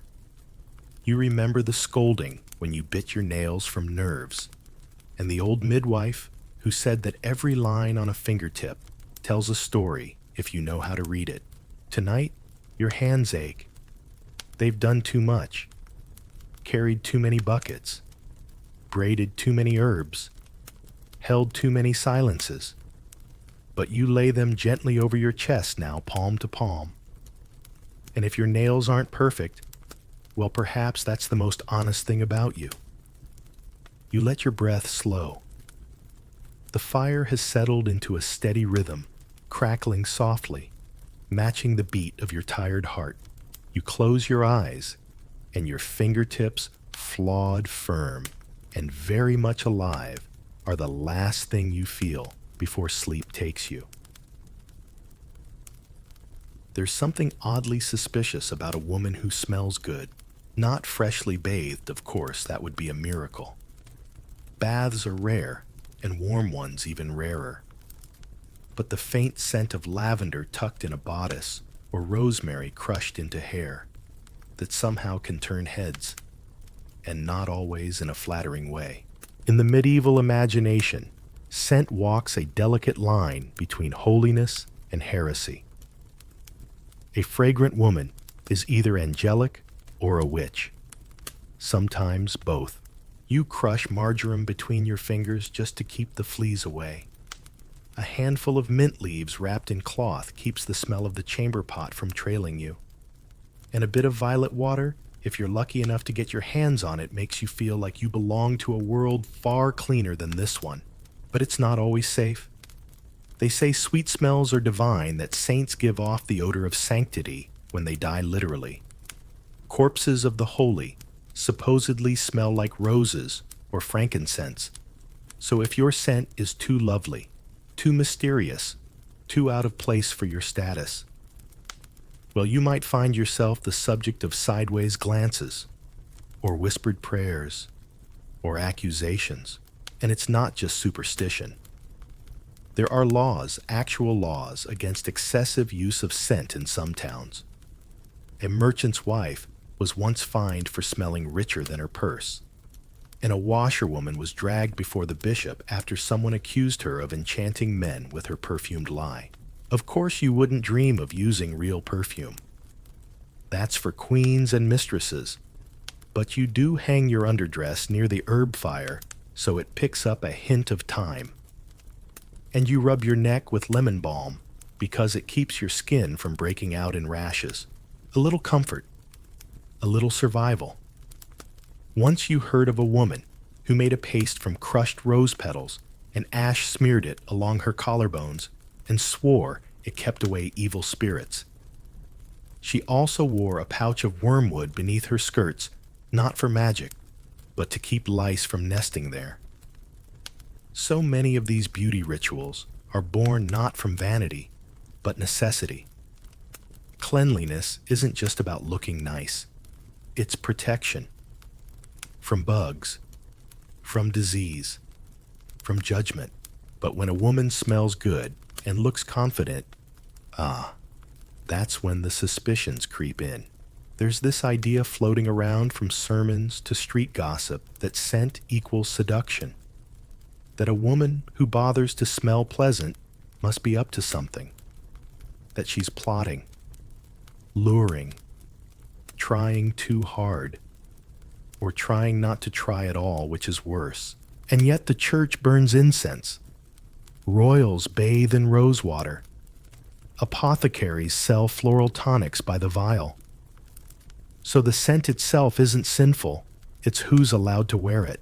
A historian might say, this is where gender class and olfaction collide. That the medieval sense of smell was loaded with meaning, divine, erotic, suspicious. And that women were expected to walk that line perfectly or pay the price. So you walk carefully. You tuck a sprig of lavender in your pocket, not your sleeve. You chew parsley to keep your breath from souring, though no one thanks you. You dry your sheets when you have them on hedges of rosemary to keep your sleep from smelling like mildew and sin. And at night, when the fire has died down and the air thickens with dampness, you press your nose to the crook of your elbow and hope you smell only of yourself, of linen and labor, of life. It's strange, this dance of scent. Too little, and they say you're uncivilized. Too much, and they say you're immoral. Somewhere in the middle, there might be safety, but no one tells you exactly where that is. You remember once helping an old midwife pack her satchel. She handed you a bundle of dried sage and whispered, "This is for the dead, not the living." But sometimes we must wear it anyway. You didn't ask why. You just tied it to your belt and hoped it would make you invisible or invincible or both. Now, lying beneath a wool blanket that smells faintly of smoke and sheep, you think about all the things a scent can carry. A memory, a warning, a name. And tonight the air holds only quiet. No one's sniffing you out. No one's tracing the trail of rosemary and judgment. It's just you. The slow burn of the hearth. The faint sweetness of old mint still clinging to your neckline. And in this stillness, you're allowed for once not to be doubted, not to be noticed, just to be. You're sitting still, which is already suspicious, in a world where women are expected to be in constant motion, kneading, spinning, sweeping, nursing. Praying stillness invites commentary. What are you thinking about? Who gave you the luxury of rest? And perhaps most importantly, are you plotting something? This particular evening, you're not plotting. You're plucking from your chin and maybe your upper lip. It's not vanity, it's prevention. Prevention of ridicule, of whispers, of being compared to a goat in the marketplace. Medieval beauty, strange as it may sound, isn't just about paint and polish. It's about proving you're human. Specifically, female. The right kind of female. And facial hair, unfortunately, doesn't fit that script. Of course, nature doesn't care about scripts. It gives generously. A little fuzz here, a darker patch there. And so, you learn to battle it in secret.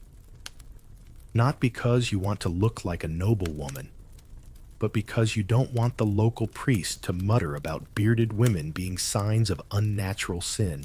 Yes, that was a thing. In some texts, a woman with facial hair is a sign of demonic influence or reversed nature. One even claims such women are partially male, a terrifying idea that undermines the whole medieval gender hierarchy. Because if a woman can grow a beard, what next will she speak her mind?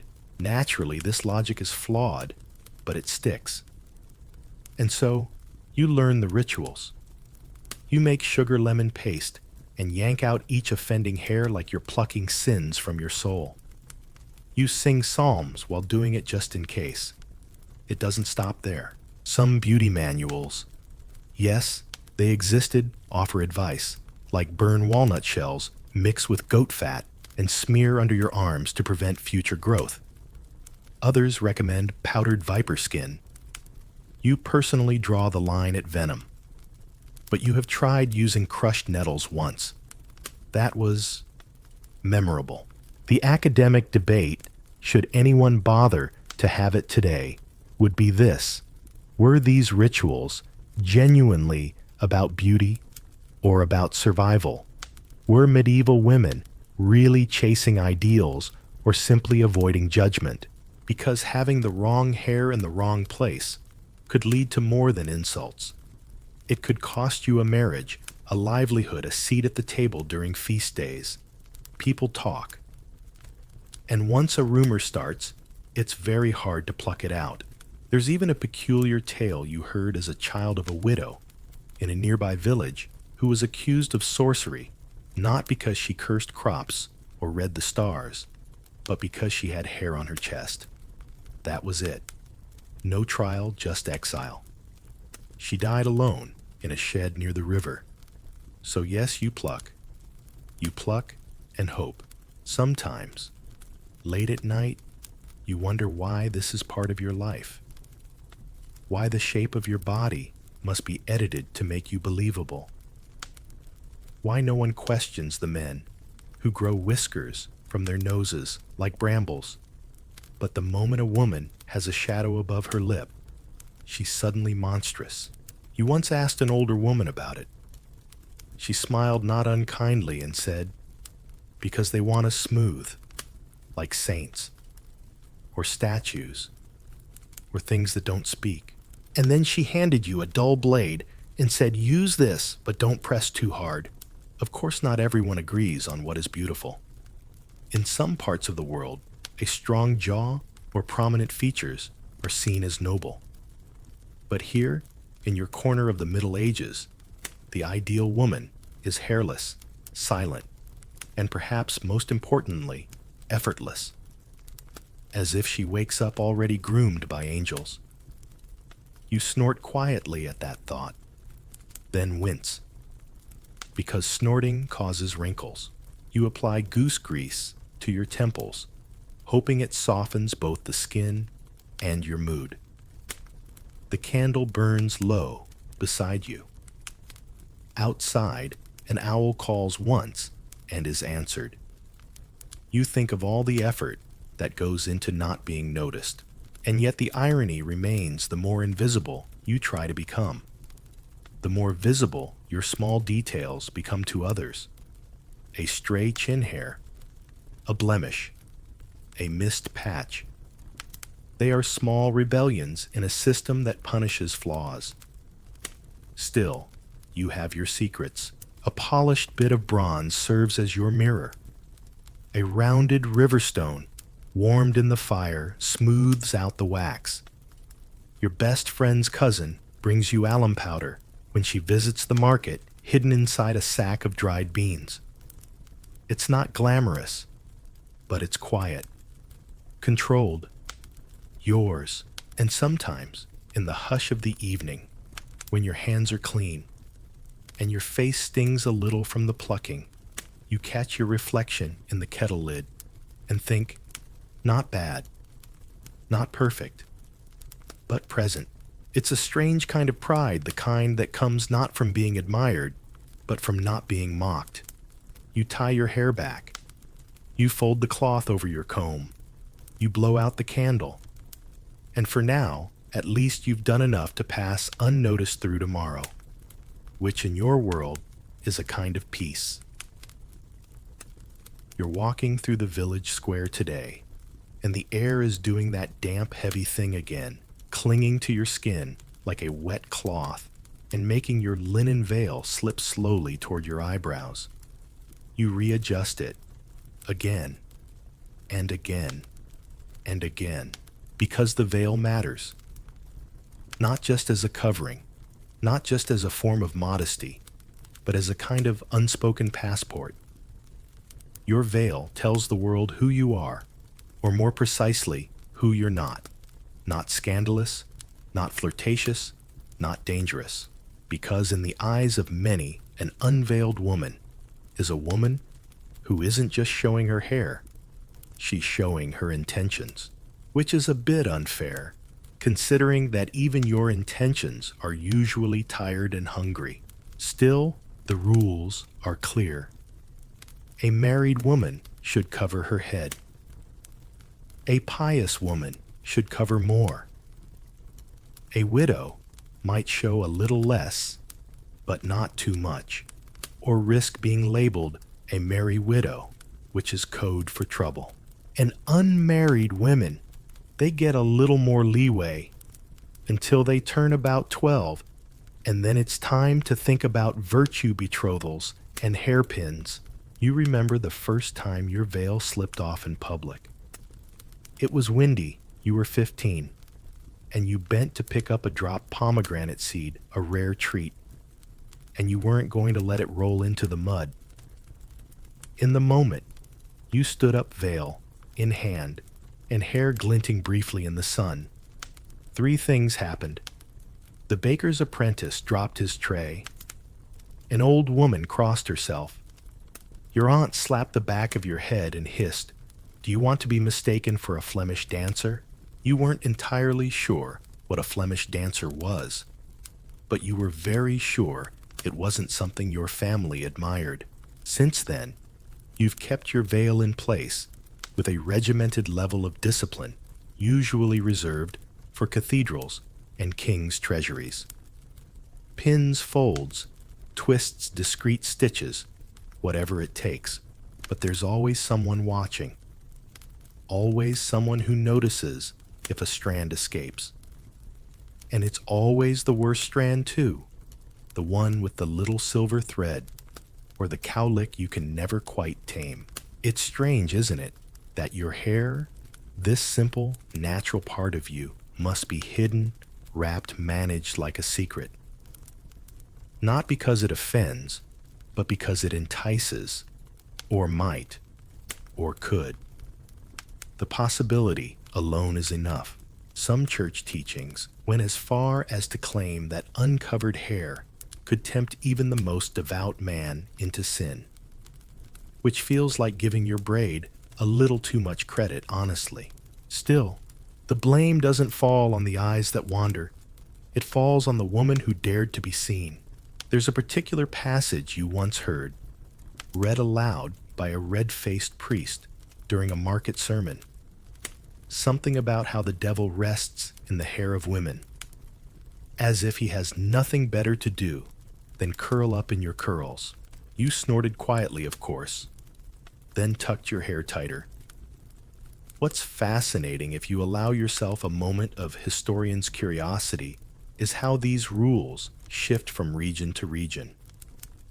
In some Italian cities, veiling was enforced by law. In others, it was simply custom. And in a few places, particularly among peasants in the fields, it was practical. Sun sweat and lice all being strong motivators for keeping things wrapped. But the class divide is clear. A noblewoman's veil might be sheer silk with gold embroidery at the hem. Yours is wool, maybe linen on special days. Theirs is about display, Yours is about disappearing. There's a weird little detail. You once overheard in some places women were fined for not covering their heads, even inside their own homes, if a male guest was present. The fine, a loaf of bread or a few eggs, depending on the town. So even your pantry had to pay for your hair's misbehavior. The academic debate.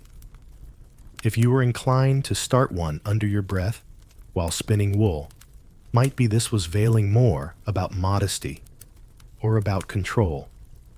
Was it truly spiritual? Or was it just social choreography designed to keep everyone in their place? The answer, of course, is yes. It's both. Like many beauty rules, it's dressed up as virtue, but enforced as discipline. And that veil, it becomes a boundary, not just between you and temptation, but between you and your own identity. Sometimes you wonder what it might feel like to walk through the wind unveiled hair loose and unafraid. Not for rebellion, not for shock, just for the simple joy of feeling it move. But you don't, because it isn't just hair. It's everything it represents. So, you fold the edge back into place, smooth the corner beneath your chin, pretend not to notice the merchant staring too long, and carry on. There are turnips to trade. The mirror isn't made of glass. It's polished metal bronze, maybe, or tin slightly warped, like looking at yourself through someone else's memory. But it's all you've got, and this morning you're using it to inspect your teeth, or what's left of them. Because in the long list of strange medieval beauty expectations, few things are as quietly tragic and occasionally comical as a woman's mouth. You lean in and examine your front teeth, shifting your jaw left and right. They're still there. Slightly yellow, a bit crooked, and one starting to wiggle just enough to make soup feel like a safer breakfast than bread. But at least you still have most of them. That's more than can be said for your cousin in the next village, who sneezed last winter and lost 3. Dental care in the Middle Ages is, to put it kindly, rustic. There are no toothbrushes in the way you think of them. No minty freshness. No whitening strips. No cinnamon gum. What you do have is a chewed stick from a fragrant plant, maybe sage or rosemary, rubbed along your gums if you're feeling fancy. You might swish wine as a rinse. The alcohol helps, though no one's thinking about antiseptics. Or you chew on cloves to mask your breath, which, let's be honest, smells mostly like onions and worry. And yet, despite the missing molars, the odd blackened incisor, the toothaches that keep you up at night, the medieval world still manages to have beauty standards for teeth. Specifically, people admire white, even teeth. Straight, pearly rows. You know the kind no one actually has unless they're 15 and rich and somehow blessed by the saints, which makes you laugh. Quietly, with your mouth mostly closed. It gets better.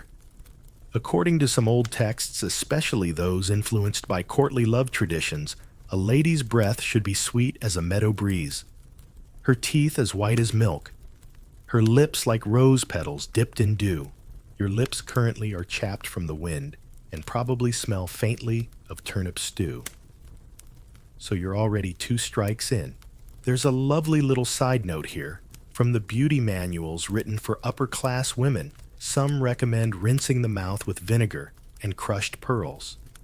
Yes, pearls. As if every time you lose a tooth, you can just grind up another necklace. But those manuals weren't written for you. They were written for noble women who sat in solar chambers and dictated letters, not for women who haul buckets of slop and try to floss with stalks of straw when no one's looking. Still, the pressure lingers.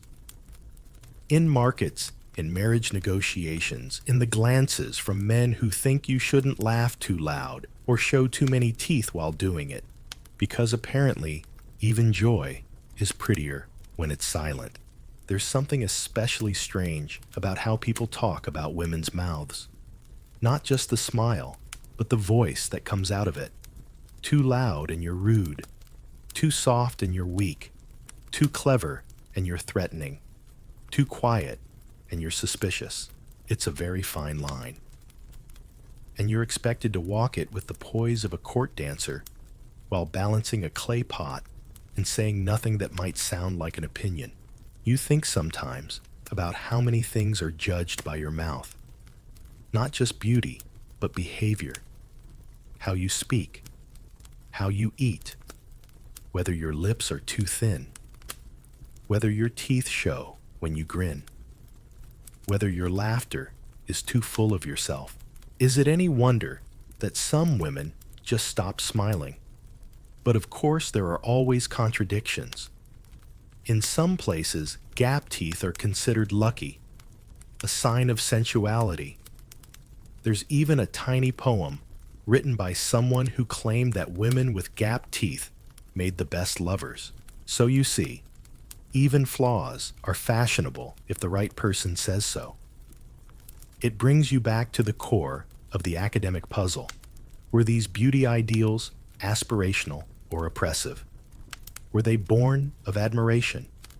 Or were they another tool to measure and manage women's worth? The answer again is both. Even the most flattering description has a shadow behind it. Because every rule about what is beautiful is also a rule about what is not. And when your appearance is your currency, your defense, your reputation, and your risk, even a crooked tooth can cost more than you can afford. Today, you rub your teeth gently with a sprig of mint your neighbor gave you. It helps a little.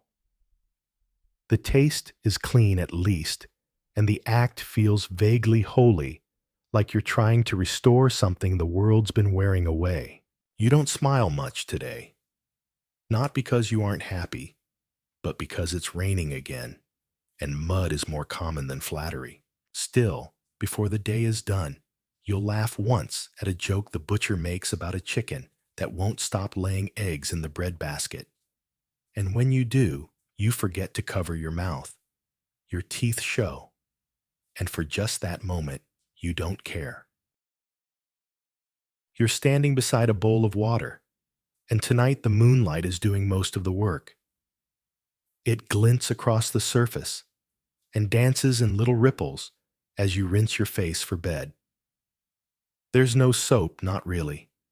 Just cold water your hands and a little sprig of thyme you crush between your fingers. It smells clean, sharp, a bit like something a witch might carry if witches were allowed to care about skin tone and forehead lines. And tonight, like most nights, you wonder quietly, sleepily, if anyone ever really believed in the rules. The beauty rules, that is, because you followed them. Or tried. You've plucked. You've powdered. You've veiled and unveiled and tried not to blink too much so your lashes don't stick together with ash and lard. You've smiled when it was expected and bitten your tongue when it wasn't. And all along, you've listened, overheard, absorbed, and learned that beauty in a woman isn't something she owns. It's something she borrows, performs, and often pays dearly for. And yet, in the shadows of this world, women still found ways to reclaim it. The homemade rose water, the secret coal traded for eggs, the laughter that slipped through despite the missing teeth, the mirror that wasn't really a mirror, but a puddle you used to check for spinach between your front teeth. These weren't grand acts of rebellion, but they were yours. Quiet, clever, stubborn ways to shape the self others tried to define for you. You think of a friend, once a seamstress, who embroidered tiny stars into the hem of her shift just for herself. No one else ever saw them. But she said they made her feel like the night sky was stitched to her body. You didn't get it then. You do now. Because beauty for you has always lived in strange places. In the curve of your hands, strong from hauling water. In the grooves beside your mouth that came from smiling too hard at too many inappropriate jokes. In the scars, the calluses, even in the lines forming at the corners of your eyes, lines that look suspiciously like a map of every time you narrowed them in curiosity, suspicion, or pure mischief. No, this world doesn't make beauty easy, especially not for women. But that never stopped you from finding it anyway. There's something else too, a softer thought. You recall how older women, grandmothers, widows, the ones no longer expected to impress anyone, would sometimes glow in the firelight. Their skin lined their eyes sharp, and their presence like a carved oak beam in a house too young to understand its own weight. No powders, no rituals, just presence. You think that might be the real standard. Not the blush on the cheek, but the history written behind the eyes. Tonight, as you dry your face with the corner of your tunic, you look into your reflection, still just a blur in water, and don't correct a thing. The eyebrows are uneven, the lips are cracked, the teeth are tired, but you are whole, and you are still here. And in this stillness, this quiet medieval hour, where the fire has gone low and the world holds its breath, you know something the books don't say clearly. Beauty wasn't made for judgment. It was made for joy, for belonging, for recognition, for laughing with your mouth wide open even when you know people will stare. And as strange, conflicting, and exhausting as the rules have been, you've always had the power to rewrite them, if not for the world, then at least for yourself. You pull the blanket higher on your shoulders. The time still lingers on your fingers, and the wind sighs softly at the door. Sleep is near now. Not because the rules have changed, but because you have, and that perhaps is the greatest beauty of all. The fire has gone out now. Only a soft red glow remains beneath the ash, pulsing like a memory trying not to fade. The room is still, and the stories, hundreds of them, have curled themselves into the corners where time no longer ticks and judgment has lost its teeth.